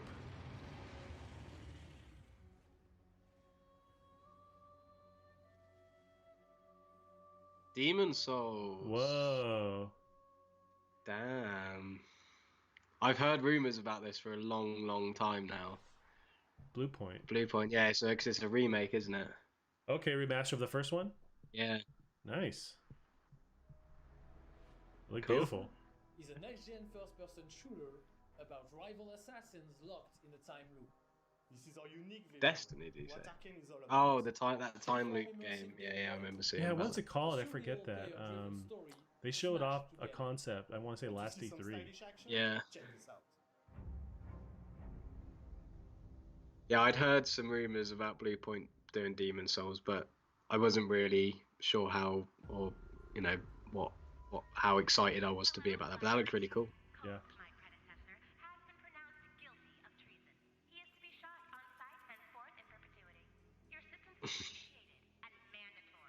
I like how he's just like pouring bullets into his gun. Yeah, because that's how it works. You just pour bullets in it. I'm a really big Arcane fan, and so this is right up my alley. I'm replaying through Dishonored 2 again, never finished it, and then I need to play Prey after that too because everyone loved that one. Yeah, I like to Prey. Yeah. Yeah, Dishonored 2's just come to PlayStation Now as well, so I've been thinking about playing because I played the first one ages ago, so I've been thinking about getting back into them. You should play it, and I'll try and finish it too. We can kind of compare notes on it. Yeah, definitely. Yeah, I will. Yeah, I'll definitely. I think I might play it through PlayStation Now. I've got it on PC, but I'll play it through PlayStation Now, so I can play it in bed, all comfy. There you go. The gunplay looks awesome. Cool. Yeah. Yeah, Arcane also did. They took over one of the last Wolfensteins, right? And that one wasn't received very well. But I think they did the one with the 2 daughters. Yeah, they did. Yeah, Young Blood or something. Yeah. There you go. Yeah, it wasn't very good. But I think Arcane's influence was more in the level design, so it was a lot more vertical. Gotcha. So yeah, I think that's where their influence sort of was seen mostly. And no matter how I try to escape, they always cut me down. But I'm one stubborn motherfucker. So he's just some guy who everyone always is trying to kill. Yeah, kind of Pretty loot. cool. It looks like you have your powers that are very much like a Dishonored style powers. I like the a art more style. actiony, just a more action version of Dishonored, which yeah.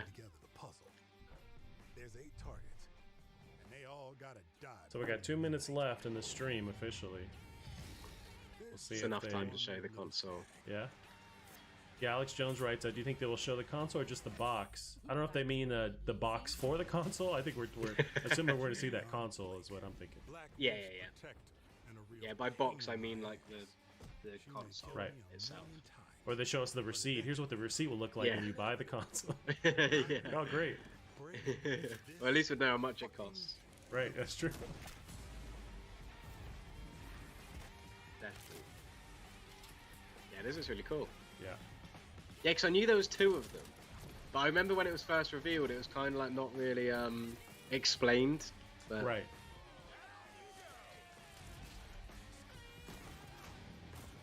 So I don't understand the whole 2 assassins thing, because I get that he's like trying to be killed by everybody.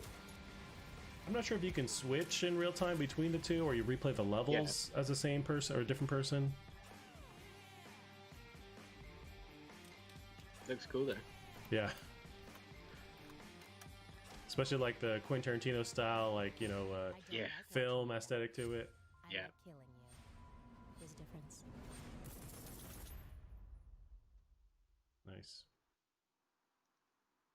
Alex Jones writes, I was wondering why you're so hyped to see the box. I didn't think packaging was a big thing. Yeah, we just meant, you know, the thing, the actual console, calling it a box. Yeah, the box, like, because it's a box shape, isn't it? Well, it might not be. We assume, or it's some globe or you know, gloves you put on with the helmet. Sphere. Right. The story comes to a close. Maybe it's talking about the PS4.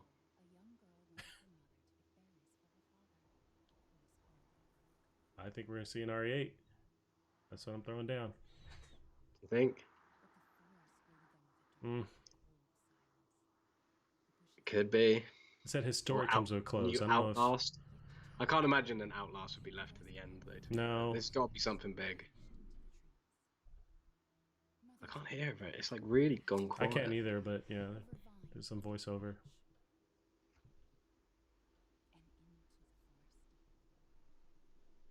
Into the forest. It could be.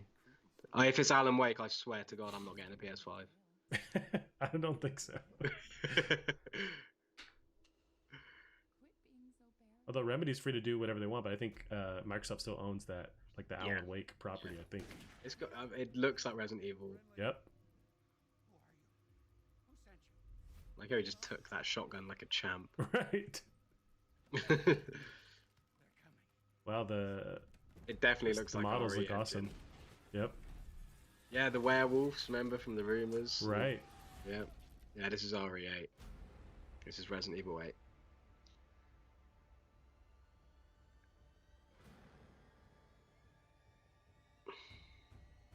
It started with his story comes to a close. I didn't think the main protagonist was that well known of a character that we're, you know, seeing his story come to a close. It looks like all the rumors are true. Yeah, we got the castle, we got the European setting possibly, winter. No, I think it's Resident Evil, Hull. Yeah, I would say so. That was the Umbrella Corp logo as well, wasn't it? I didn't catch that. They're showing a witch lady who's following you apparently from those rumors. Oh, this looks super dope.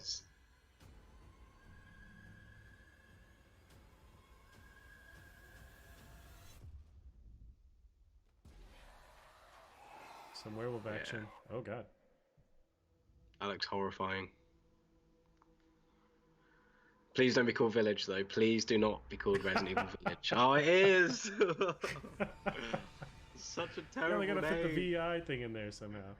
Yeah. Village Resident Evil? That sounds worse. At least Resident Evil Village or something. It's Chris. Oh. Chris don't care, does he? He's seen some things in his life. That... So coming 2021. Cool. Nice. That looks cool. That's a good end for the stream. I wonder if we see the console though. Yeah, come on, we must.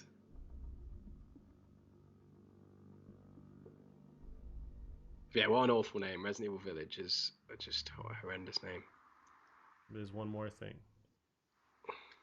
Or they just abruptly end. Oh, this is Call of Duty.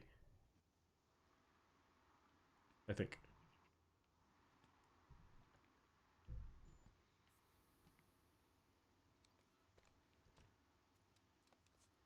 Or Death Stranding 2 or something.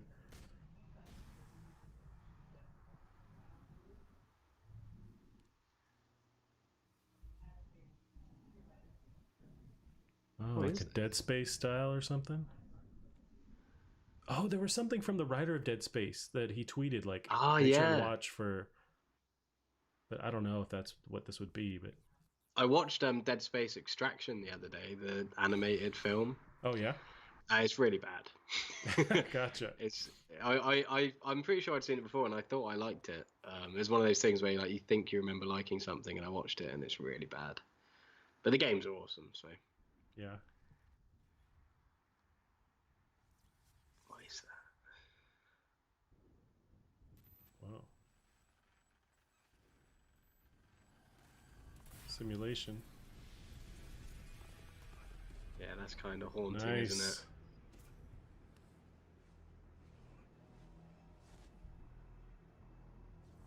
Wow.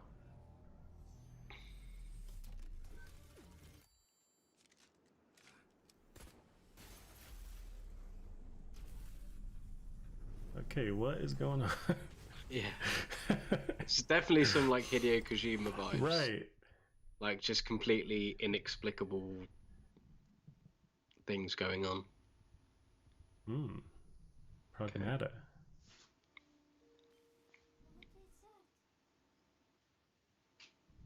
Do they show the health bar on his back? That would be cool.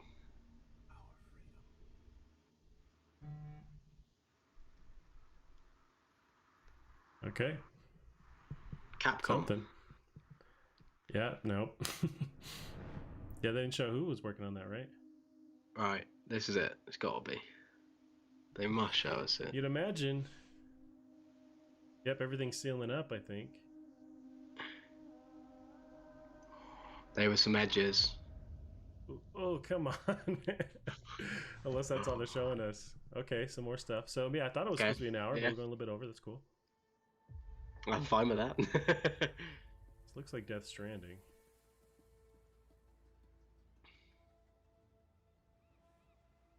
Ooh, I think some Horizon stuff.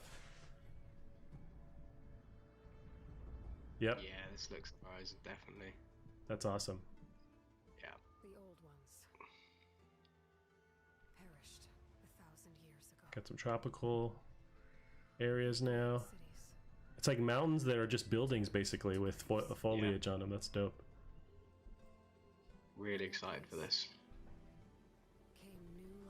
I don't think they'd be launching with this, though. I feel like this has got to be 2021 at least.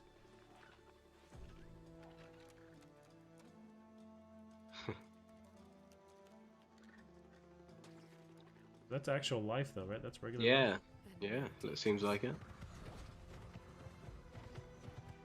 Yes, awesome. Nice. Now this seems CG, but if they're saying this is gameplay, that's insane. But this seems a little bit more like CG. Yeah, for sure.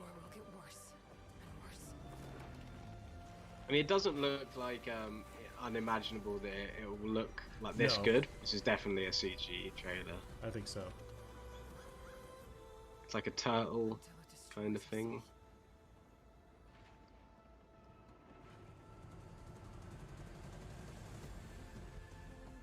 That might be gameplay right there. No depth I won't explore. Wow.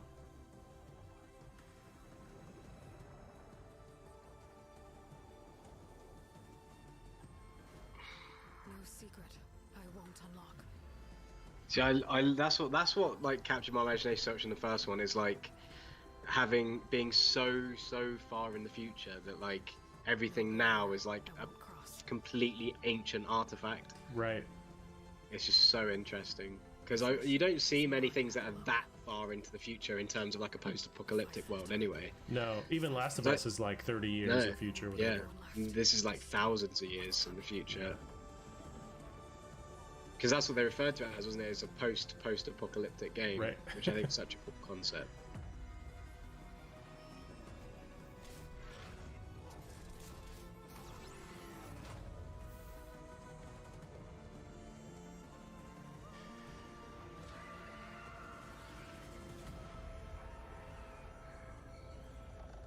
Horizon what? Forbidden West. Nice. Yeah, that's true. They showed the Golden Gate Bridge, so yeah. And I think there was a little Roman numerals too underneath it, very subtly. Oh, okay. Oh, nice. Reminds me of the Mumakil from Lord of the Rings. And the oh yeah. All the guys on top. Awesome. Dope. Hope the climbing is better. I don't really remember the climbing, to be honest. I haven't played it in so long. I remember climbing the, I guess you can climb buildings and stuff, but really just the actual robot dinosaurs, that was the whole thing. But she was like traversing the actual cliffs and stuff. Yeah. In that trailer. Get ready to explore distant lands ravaged by massive storms. And take on new, powerful machines as you return to the majestic world of Horizon. Stay tuned for much more. We can't wait for you to get your hands on it. I can't wait to see the console. That'd be nice as well. Yeah. So I think we are reaching the end of the stream. I think if they show it, it's going to be after this. I have less hope now that they're going to show up the console. I think what we saw was the top of it with the emblem pushing out and the lights on it. I think that's the top of the console is what I'm imagining. But I don't know. I don't know. They might. It sounds like they're sort of like bigging up the console, and then they'll show it. Like. I hope. Wait to share them with you. It's so exciting. I think we can also rule out like we're not seeing price today or you know. Yeah, no, I don't think so. Pre-order now kind of thing. No.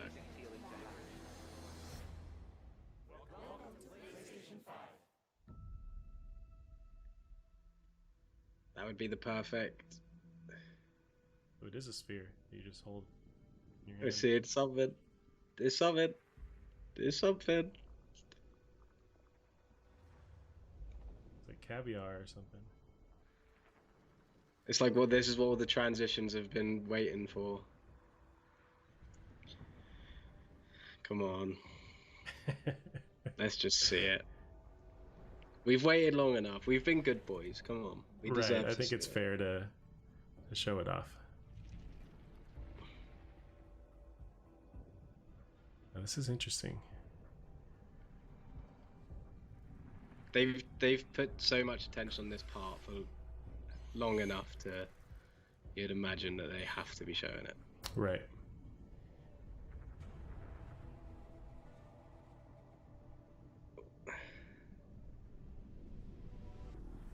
I don't know what I'm looking at.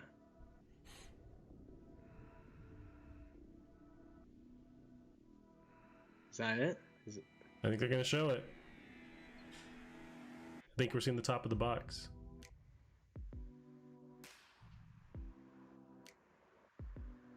Is it going to be V? Is there going to be a V? Whoa! What? Whoa! Whoa! Okay, we're getting some shots. Damn. This is interesting looking. Wow. Damn. Strange, because they were showing a lot of curves in those teaser images, and it's got curves in it. That is extremely futuristic. Yeah. I think it's because of the weird venting they need done, so they have this kind of inside shape going on. It looks more like a concept. Cool. It's pretty cool. I like it. Wow. It's definitely weird. Yeah, for sure. Yeah, it is very strange, but I do kind of like it. I need time to process it. It's definitely like next gen is the consoles are looking weird with next gen for sure, because you got the Xbox Series X being a tower. Like that's like that's like the most obvious step, right? Showing that we are in the future, like kind of thing. Yep. Okay. Oh, one without a disc drive. Oh shit, they're throwing the gauntlet down. Nice. Digital edition. Damn. Okay. Yeah. I did not think. I think that looks much nicer as well.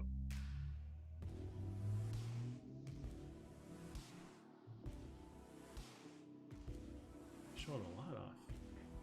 Okay, we got a camera now. I thought they were canceling that. Plus 3D wireless headset. I'm getting all of this stuff. I'm getting They're showing the full suite. Jeez. We hope you've enjoyed the first glimpse of our future today. You've seen our most that design is different for sure, man. Yeah. They're really kind of making a statement with that. I appreciate it. It's so. I wouldn't say I don't like it. Just I appreciate how weird it is. We believe in generational transitions, and we put years of work into making them happen.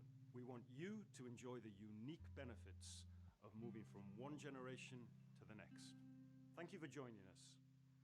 We're launching later this year, and we have tons more to share. Welcome to PlayStation 5. Awesome. Man. Got the LEDs on the inside, kind of giving it a glow. Like the concepts always seem like more too out there, like too like no, that's too like inefficient or whatever. But that looks way more out there than all the concepts I've seen. Yep.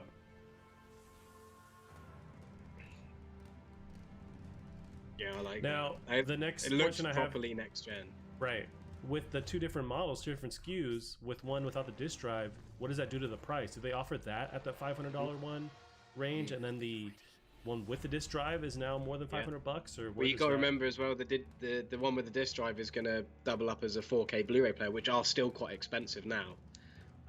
So maybe that is going to be what balances that out. Yeah.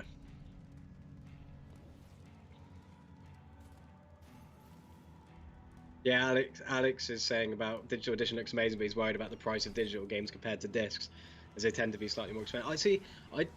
I don't know. I don't think it's that. I think it's like at most £10 more, and not even. And even now, like you end up spending about the same on games anyway. Right. And I would also disagree, because you can often find deals on PlayStation Store for games after they've come out. Usually faster than you see it reduced in price in an actual physical store. Like I don't buy any games on disc at all anymore, so I'll definitely be getting the digital edition. Right. Although the Blu-ray is a bit of a... I think the Blu-ray is probably the thing influencing me more, because Blu-ray is genuinely better than any other form of watching a film. Especially 4K Blu-ray, but...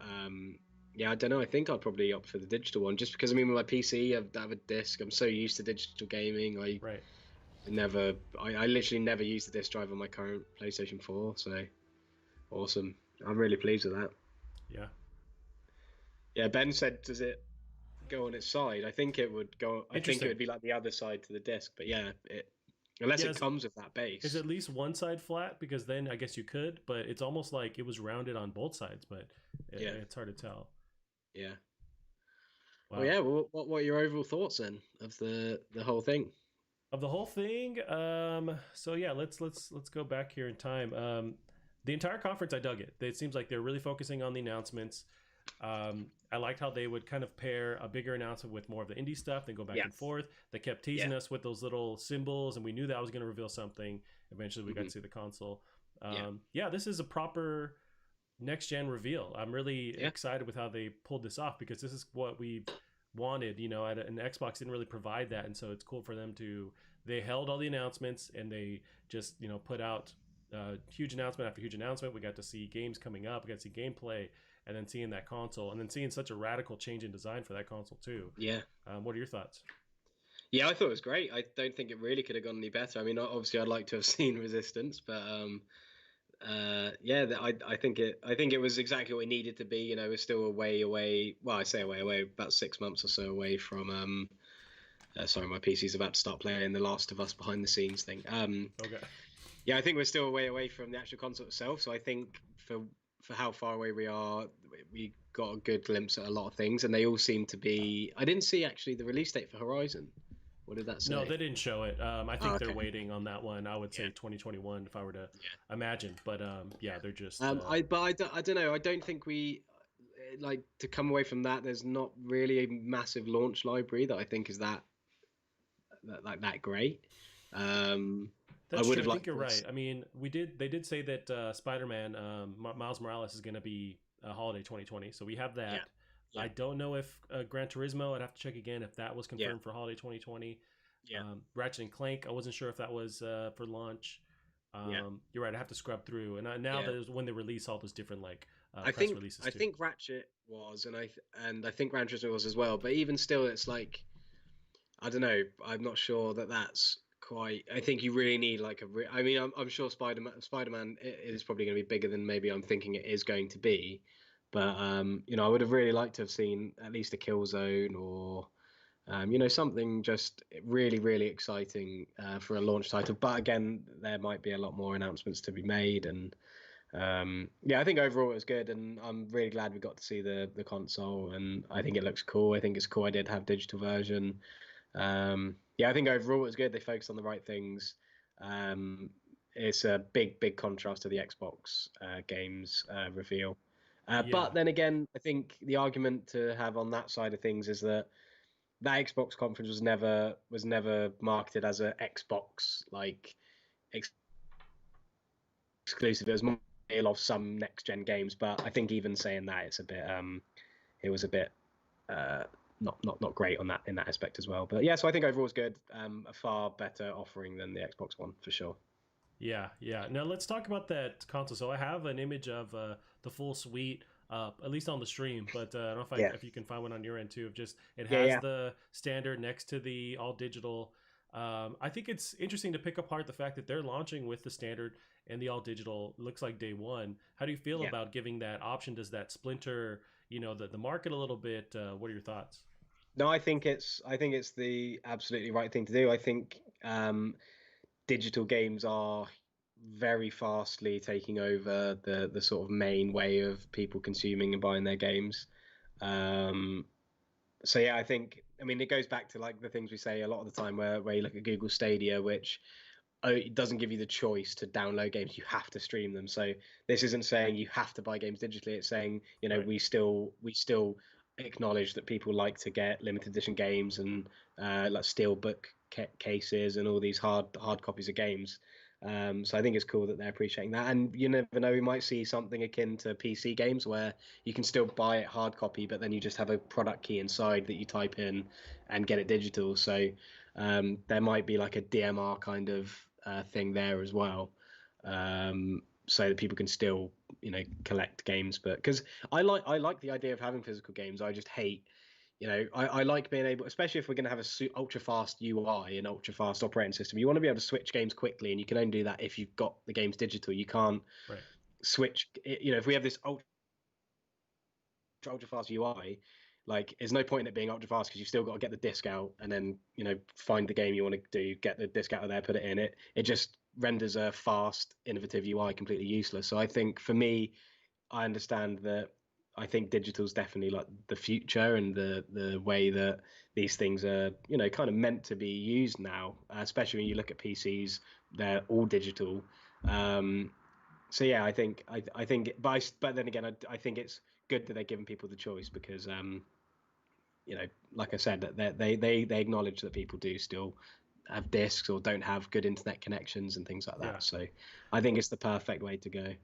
And really, with the digital or with the disc version, the discs are really just a way to transfer the game to the hard drive. Because even when you have a game on disc, it still has a copy of everything to the hard drive. Especially now we have these super fast SSDs that rely on all that info quickly accessible. It's got to be on the hard drive. So it's really just there for if you don't have an internet connection.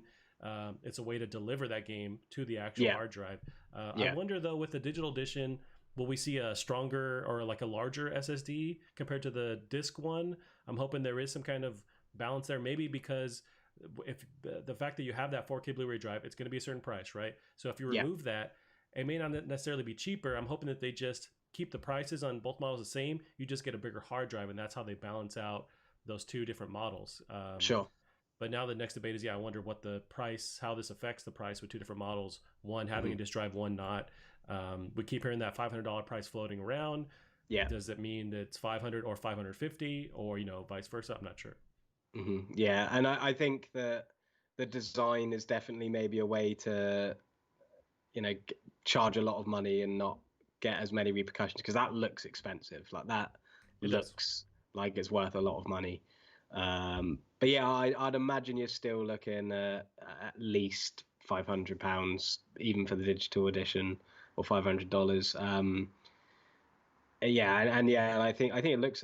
I'm just looking at the photos now. It just looks so futuristic and so expensive. And if you look at that against the Xbox Series X, I mean, it just visually, aesthetically, it just looks like the true next gen console. I'm not just saying that because I like Xbox and everything, but it just does look like completely in a league of its own, and that's just from the visual aspect. Not the Xbox Series X might, you never know, in a few years time hold better exclusives or whatever, but just from a visual standpoint, that the PS5 looks just so much the superior console.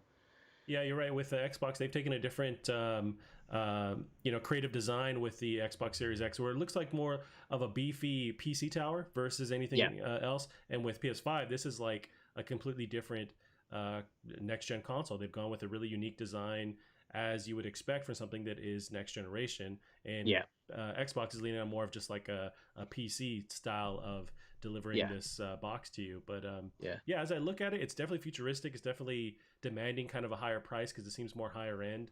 I like the curves integrated with the angles and stuff. I don't know.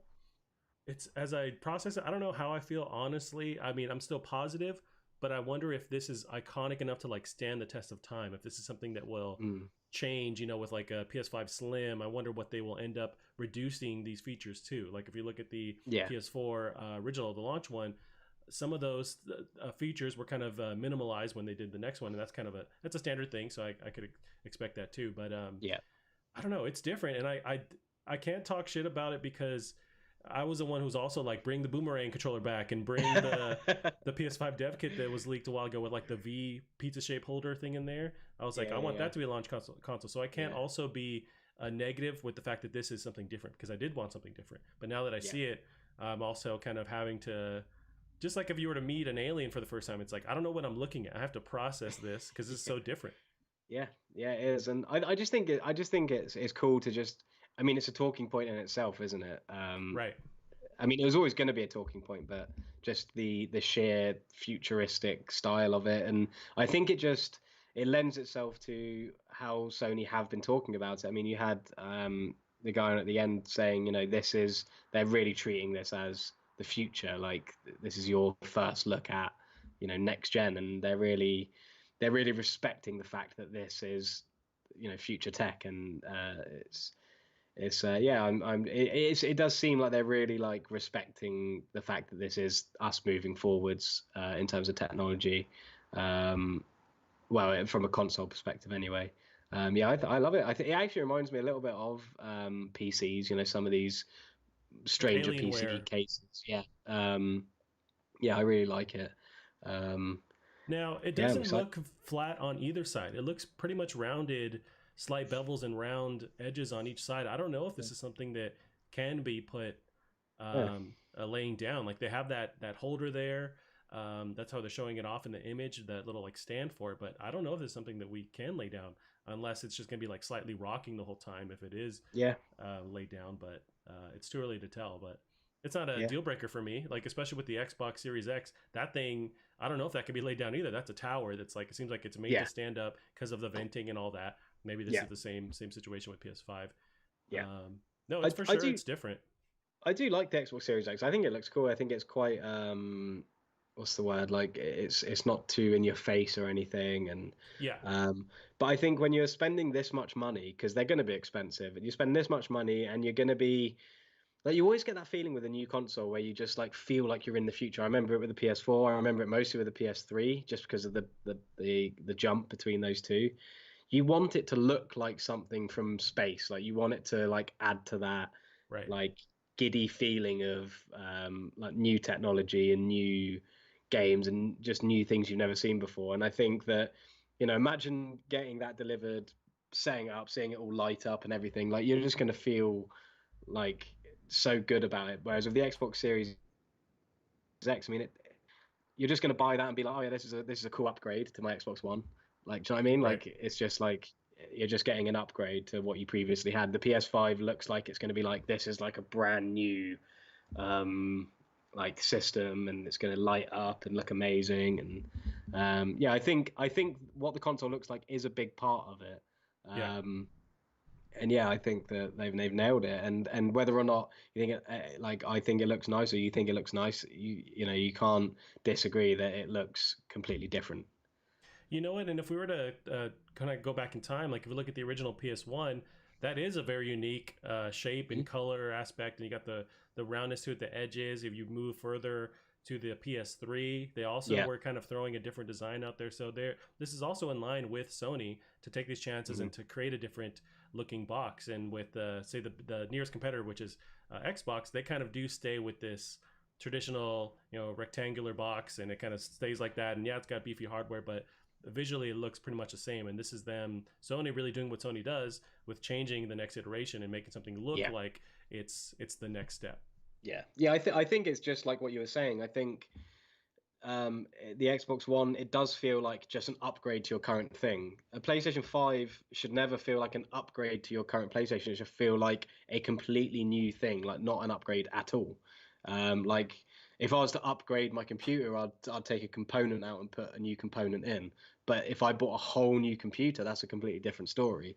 And I think that by having such a drastically different looking machine, I think that just adds to the whole next gen thing. I think it makes it more attractive to buy. It makes it definitely more attractive to spend, you know, 500 if it's going to be that much on. I think that they've dealt with it really well, and I think that their optics have been spot on. And as much as we all gave them some shit for how long they've taken to reveal things, I think now that they have revealed it, it feels like, you know, it was pretty much a genius, you know, stroke to leave it as they have, and they've just ticked all the boxes really. It's we're in the future, man. It's very interesting to process this in real time. So some of the comments here. So we have Sam Turner, I'm down for the digital edition. Looks much sleeker, probably the symmetry. Ben Carter saying, looking at the disc slot, looks long. I suspect to a 2 terabyte digital edition, also from Sam Turner. So this is Mr. X McFloppy says, kind of looks like the old Skyboxes. Is that a British European thing? I feel like I've heard that. Sky TV is like our TiVo, our like cable, our main like cable TV kind of thing. Gotcha. And the Xbox One always gets bullied for looking like an old Skybox. Although looking at the PS5, it does kind of resemble what I remember an old Sky. So I don't know if he's talking about the PS5 or not, but the Xbox One definitely has always been bullied for looking like a Skybox as well. Yeah, it's crazy, man. I mean, it's cool to finally be here and see this thing. And I like that they didn't go with the traditional rectangular design. This is something that's different, and you know, I want this. I do want to feel like when I bring this console home, if I can ever get my hands on it, that it is this next step, this new thing. It is visually stunning to where if you have this kind of like center in your household, it's gonna divert attention. People are gonna see that, go, what is that, and be super curious. And I think they're also going for that kind of thing too. Yeah, I think it's awesome. Alex just said it's got the PlayStation logo on the side opposite to the disc tray. To me, that indicates it won't be able to be put on its side because why put a logo there if it can't be seen? Yeah, I think that I was thinking that Is because that logo also cut out, or is that just a black logo? I don't know, to be honest. I think it's like a. What do you mean? Like, is it like embedded into the? It looked like from the console? from the end of the stream where they're showing off like actual 360 views of it. Yeah. It looks like it was cut out, and the black you're seeing is the inside, and it's like just cut through the plastic. I'm not sure, but I have to. Yeah. I'm gonna find. Yeah, I try to think it find, did like, look kind of like onto the footage. vent kind of thing. Yeah. But yeah, I think it's a good point though, because the bottom of the PS4, even though the PS4 can be stood up, the bottom looks like a bottom. I mean, it has the like 4 little rubber stands, so it doesn't like damage your side or damage the console. That's true. It doesn't look like there's anything there to stop it damaging. I think something Sam said though is he said potentially got some odd looking horizontal stands, so that could be a thing as well. Maybe a stand for people who want to lie it down.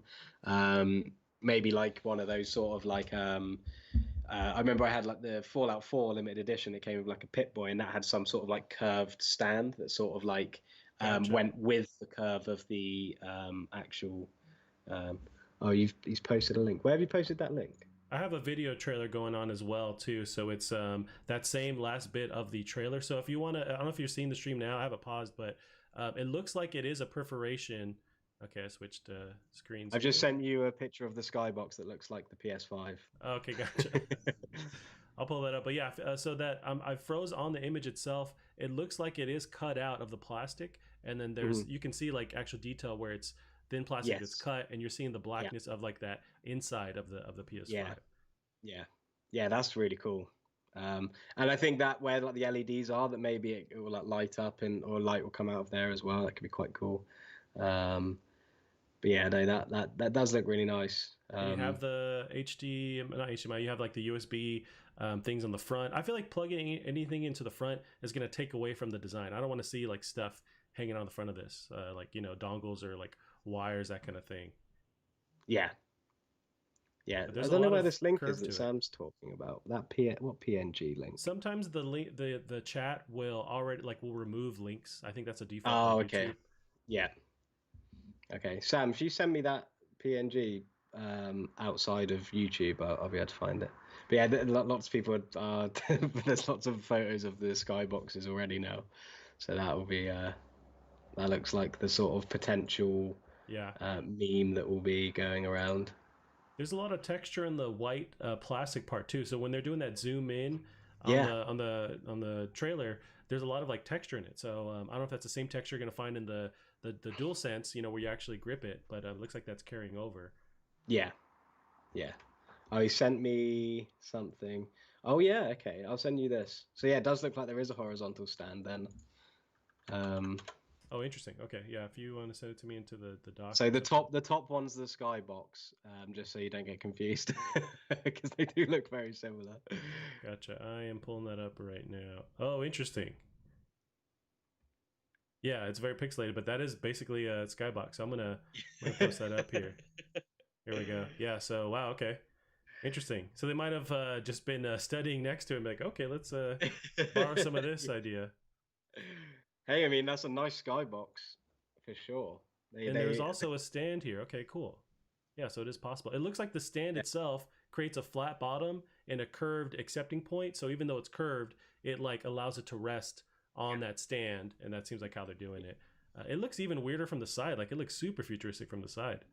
Ben, I think it has one ultra fast USB 3, so like the supercharged USB slots you get in motherboards, and I think the other one's just a USB-C, so I imagine the controller will come with a USB-C to USB-C cable, just because they're so much quicker charging and things. So looks like we've got the choice to use USB 3 or USB-C, which is nice. And the DualSense itself has a USB-C charging point on it too, right? Yeah. So yeah, I mean, I'd be hopeful that the controller itself will come with a USB-C to USB-C, because that connection's a lot quicker. But yeah, Sideways does look quite nice. To be honest, it looks quite. But especially the disc. I think the way the disc tray works on its side with that stand looks quite cool because it's sort of like, I don't know, it looks, but I don't know, I can't really explain, but the way the disc drive sort of is on the bottom and then it sort of like waves up, I think that looks quite nice. But I think I'll still get the digital one and stand it up because that I think that looks pretty cool. Yeah, I think the full effect is when it's standing up, for sure. Yeah, and that slide-in disc drive just seems like what we're used to with the PS4, with the PS4 Pro. It's that same kind of concept there with the actual components. But yeah, man, Sam just said DualShock 4s literally don't come with the cables when you order them. Yeah, that's true. I always think about how like every single cable that's like out there in the wild that people use to charge their controllers. I mean, I don't know whether you still got your original PS4 controller. Oh no, charger. that thing, I don't know what happened to it. Yeah, I don't like. Do you reckon they even exist anymore, like the official PS4 ones, or because every single person I go to either are very low on cables for controllers, or they have like this ultra long, like really dodgy one that you've got to like keep wiggling around. Yeah. That's what I never liked about the DualShock 4 is that when you charge it, if you just plug it in, it rests on that charging point and kind of like messes with that little accepting port for the USB-C or USB-A or whatever it was called. Yeah, USB-C is much better. It's such a nice. And also you're never gonna have to like look at it and worry what side it goes in because it's like both sides. Yeah. So that'd be nice. That'd be nice for lazy people like me who doesn't want to put discs in their console and doesn't want to have to flip their USB around. Right. Yeah, I'm excited, man. I like that they're coming out with the two different versions of it because we're both in the same boat where we kind of prefer the digital experience where you could just flip through your games. You don't have to worry about anything. So I'm already right off the bat with gravitating towards that. I know someone in the chat mentioned the possibility of a 2 terabyte hard drive. They haven't confirmed yet what the size is, but if you're going all digital, if we're moving into the future here, and all these games are going to demand a higher hard drive space. Look at a fucking Call of Duty Modern Warfare is already 200 gigabytes, and that's a current gen title. So with these games all having this demand of like 80 gigabytes or more, and if you're going all digital, you're going to need a beefy hard drive. So I'm really hoping. I mean, 1 terabyte might be the standard, but really 2 terabytes is what you need to like future-proof it a little bit, but really like 4 terabyte. But these are also super fast SSDs, which are expensive. So I don't know how they're going to be able to increase that. Well, they're completely custom SSDs, aren't they? So I don't know whether, because I remember what Mark Cerny said was something like 960 gigabyte SSD or something, so near enough a terabyte. But I don't know whether the SSD, the like custom part of the SSD, is separate from the actual SSD that holds the handles sort of data storage. So I don't know whether that's going to be separate. So you just replace it with a normal, MV2 SSD or whatever they're going to use. And then the SSD that's used for rendering and everything is already just part of the chipset inside. But it could also be like another Vita where they have this monopoly on this specific component, and they're going to charge a huge amount of money for like a really for this custom drive. So I hope it's not like that. But you'd hope that the digital thing. Mark Cerny did say that they are going to allow people to swap in and out, but they have to be like certified speeds that are compatible. But really, you mentioned like going with a proprietary thing. That's what Xbox is doing with their little memory chip things. Remember seeing footage of that, like these little proprietary memory cards. So really, Xbox is going that route, and Sony seems to be going where you can swap out things, but it's very small window of things that they accept, but it is swappable. Yeah, see, I'm hoping that the SSD having to be a certain type is to do with just the sheer speed of the UI and the operating system. Because obviously, I mean, it's the same with the PC. I mean, you get an SSD, put Windows on it, and then Windows is much faster. So I'm hoping that that's just a standard that they're holding the PlayStation 5's operating system to. So you need an SSD of certain speed so that it runs as it's meant to.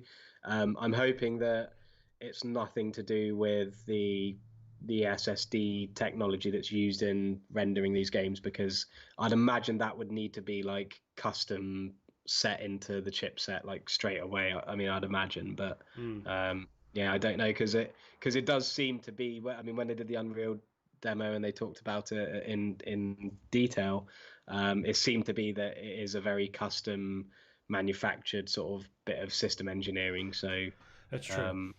So hopefully the replaceable SSD is just for storing your games and storing your operating system. Yeah, and I guess I want to say on that same Mark Cerny thing they did for GDC, they mentioned that it's still going to accept external hard drives, but that's for like playing your PS4 catalog, and then it pulls from that. But if it's anything on PS5, it has to be on their actual super fast SSDs. But maybe you can kind of you can have your external storage and you can move them around and place them on the SSD when you need to play this game. I mean, that's going to take a lot of time to transfer that, but maybe that's how they work around that. Yeah. So hopefully, I'm sure it'll be easy to swap the drives in and out. I'm just worried about what the drives are that you have to get. That's the only problem. Gotcha. But yeah, hopefully, and yeah, you'd imagine the digital one would probably be a bit bigger. But you did also mention earlier about how disk doesn't really stop the amount of hard drive real estate it takes up. So perhaps they should both be just as big as each other. I don't know, but that's true. A terabyte's not big enough. Definitely not. It's not. It used to be, but it's really not, especially with all these games demanding so much more. But a terabyte normal hard drive was cheap enough to have that stock, or 2 terabyte was cheap enough. But when you're dealing with SSDs, they're just so expensive. And you mentioned these are custom made things, so I don't know where that puts the price. I'm confident they'll nail that $500 mark, but I'm just not sure beyond that with attaching other things to it or swapping things out where that raises the price. Yeah. Now, they also showed a camera, too. I remember hearing, these are rumors a month ago, that there was plans to launch with a camera, but that they removed plans for that to kind of like prioritize getting everything out, especially with like Corona stuff happening. But with that launch lineup, they show this headset. They also show a camera, an HD camera. It doesn't say the camera is for anything specifically, but I would assume it's for VR or for something else like that, but it just says HD camera. Yeah, the camera looked pretty cool as well, to be honest. The headset looked really nice, I thought. It looks really comfortable. I've been sort of looking for a new headset for a while, so I might hold out for that, because that looked really cool. The remote was a bit of like a PS3 era kind of thing. Don't really see the point in that, but yeah, I thought that was a bit odd. But no, the headset and the camera looks cool. I don't know whether the camera will be later linked with the new VR headset that's undoubtedly going to come out. But yeah, we'll wait and see. Also, I'd like to see them lean more into streaming, because that's really what everyone's doing now. Everyone's streaming gameplay. So if you can have your camera and maybe even have software on the device itself that lets you do picture-in-picture streaming, because there is that capability on the PS4, but it's still very sluggish and slow. You don't have a lot of options with how you can manipulate it. So I'm also hoping that as we learn more information, that they'll have a focus on streaming, and or maybe there isn't that demand for it, but I think there is a demand for it. Yeah, I'd love to see something like Discord as well integrated into it, because Discord's such it doesn't work too great for me, but I think that's just because of my current internet problems. But it's such a great app because people can use it on their phone, on their computer, and if it's put in with the PlayStation, then you'll be able to talk to friends. I could be on my computer and talk to friends on PlayStation, vice versa. It would just be such a nice integration to have, but I have no idea about anything to do with that, so that's just completely hypothetical. Now, I wonder, they showed off the headset, and that's one thing that they're really focusing on, and Mark Cerny did as well, is this 3D audio and this ability they could do with like ray tracing, with creating this really unique sense of audio. But I wonder if it's really going to be tied to their devices, because they can really work on this HD, this advanced audio all day, but if you plug in these basic headphones, or if it's coming out of your TV speakers, I don't think you're going to get that effect that they're promising. So I feel like you are going to have to focus on either their first-party stuff or their third-party sanctioned devices that will take advantage of that technology. I think what the main thing is that the controller is 3D audio compatible, because I remember I had the PS4 headset, which has 3D virtual surround sound, but it only worked wirelessly. If you could still plug an aux cable into your PS4 controller, but then the sound quality would diminish hugely because you're using the sound chip of the controller, really. Gotcha. Whereas when it's connected via USB to the PlayStation 4 and it's wireless, it's far better surround sound. So I think that means that you can use other 3D audio headphones or headsets or whatever, and then plug them straight into the controller and they'll still work. Which I think is what they said. I mean, I could be wrong, and that may make the controllers, and that's one thing I'm worried about is how expensive these controllers are going to be, because they seem to be all singing, all dancing. Right. So that might be, I because mean, the standard DualShock 4 is what, $60, like, or US $60 is like the normal retail. But I would imagine you could demand $70-$80. Easily in that range. Yeah, I mean, it's probably not far off like Xbox Elite. Is it the Elite controllers, whatever they're called, the special controllers, which they're like $100. They're like $100, aren't they? So at least, for sure. So you can imagine that, but yeah, I mean, we'll see. It'll be. I'm really interested in the price of everything, not just the console, but the controllers and the headset and the camera and just I'm guessing the charging dock probably won't come with the console. I'm guessing that's an accessory, because I know that Sony never had their own charging dock. You'd always have to get a third party one, so it's cool that there's going to be like a first party supported thing like that. But yeah, I'm reading some updates on Twitter. So I'm seeing the Resident Evil Village, which was one of the last games they showed off, that's coming to PS5, Xbox Series X also, and Steam in 2021. So it looks like they're going to give another update in August from Capcom. Okay. Yeah. Nice.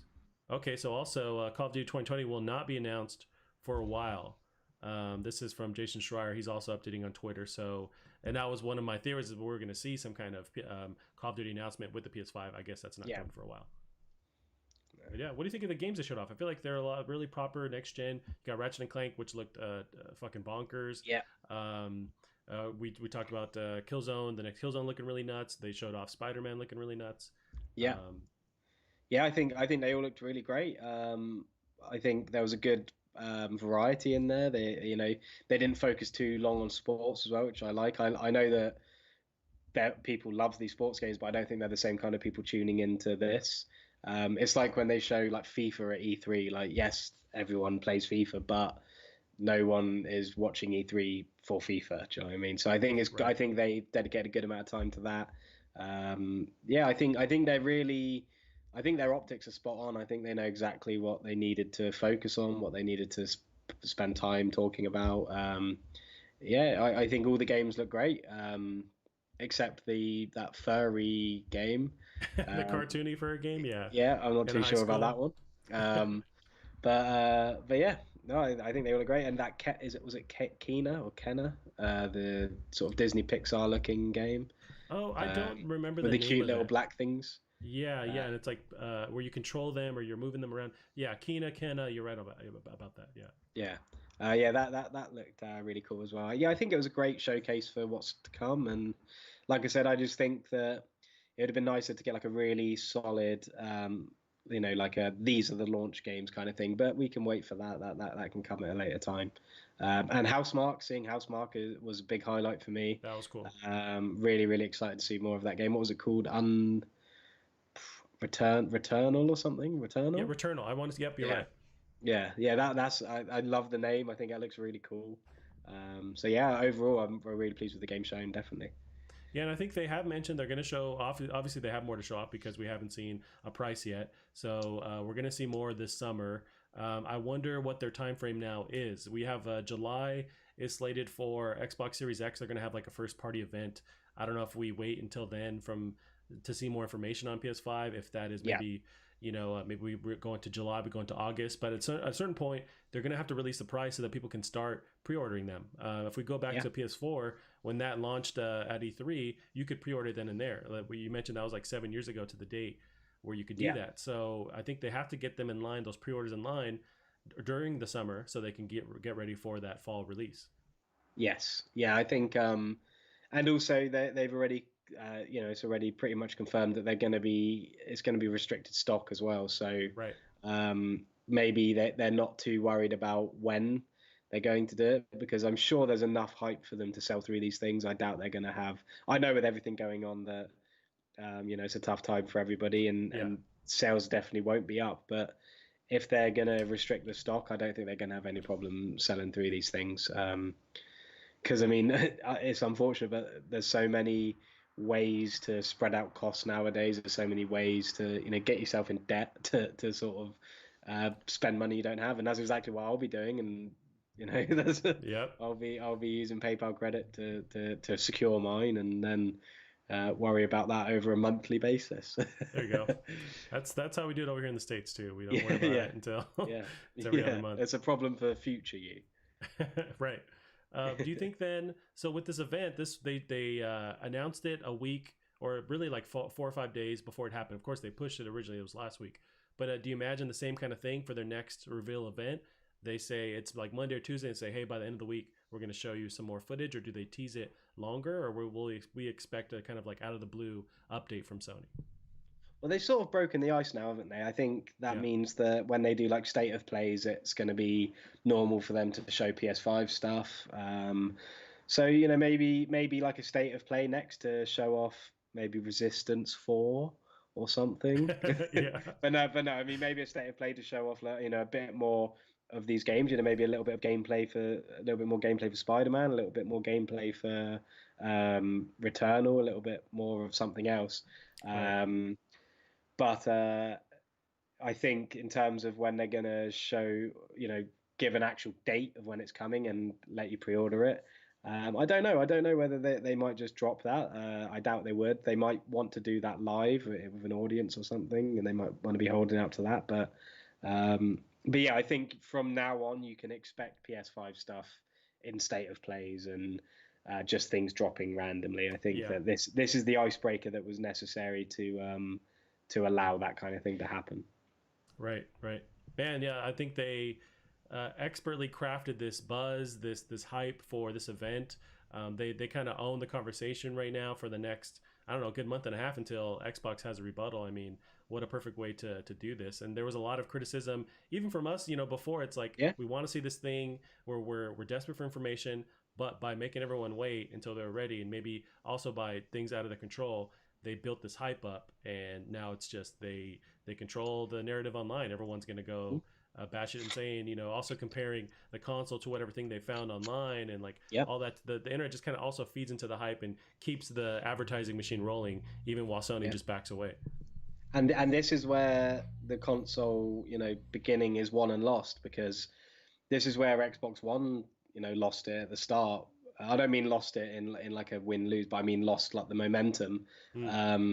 Was when they were like, oh, we're digital only. There's going to be DMR on all of our games and all of this, all these things that put people off, which allowed PlayStation 4 to really take that lead at the start, which doesn't always work. I mean, you saw it with PS3. PS3 obviously got off to a really rocky start with their price and not really anything to show for it. But then, after a while, exclusives started coming out and PlayStation 3 started to, overtake. So the start isn't everything, but this is what this is where I was expecting Sony to slip up for sure. And I don't think they have. I think they've done a really good job. I don't think Xbox has slipped up either. I think that it's still fairly neck and neck. I think PlayStation just have the edge because they've revealed more, because Xbox is still yet to reveal their exclusive games. But I just think PlayStation have that slight edge at the moment. But I don't think it's I don't think anyone's lost any momentum or anything. I think both sides are making extremely compelling reasons to be excited for them. Yeah, and Sony really understands that their strong suit is these first-party titles, and that's what they came out of the gate showing, is all these first-party titles, a reason to buy the console in the first place. And Xbox hasn't been doing that as well. They've been showing off the power, they've shown the insides, the outsides, everything, but when it comes to the games, which is how are you going to sell this console in the first place, they haven't been as vocal. So, but I think that's the thing that they understand, and so that's not a ball they want to drop this gen, because they did last gen for sure. I trust that they're definitely going to, pay attention and change their ways. And I'm really excited to see Halo. I think the fact that they've got Master Chief Collection, which on PC, which has created a huge buzz, and they've still got Halo 3 and ODST and Halo 4 to even come out on that on PC. So they've got this good sort of timeline of Halo to get through before Halo Infinite to keep that buzz alive, and it's certainly keeping me excited. I mean, I've been playing through the Halo Master Chief Collection on PC, playing through some Halo Reach and Halo 1, and I'm going to be playing Halo 2 soon. So I'm really excited for Halo Infinite because of that. So I think they've definitely got their teeth in some good stuff. I just think PlayStation have got a lot more to offer.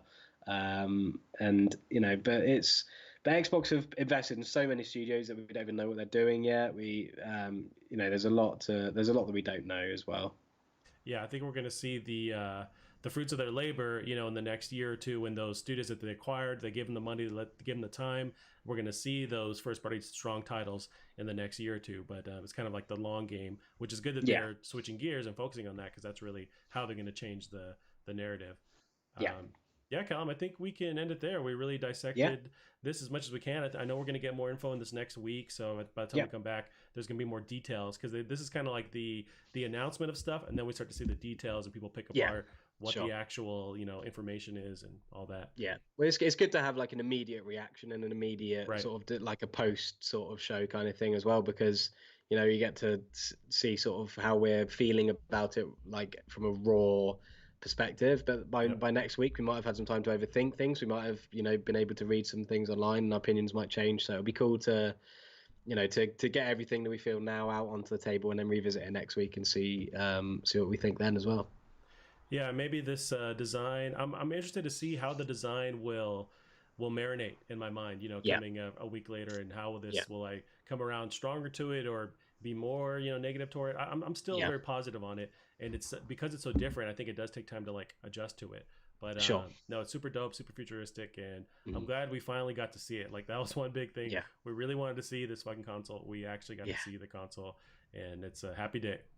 Yeah, for sure. And you can, I'm sure there'll be lots of like intimate pictures now being released by Sony, and a lot more, because now they've revealed all this stuff. I think they can relax a bit and show off a bit more things in more detail, and not worry about killing their own hype kind of thing.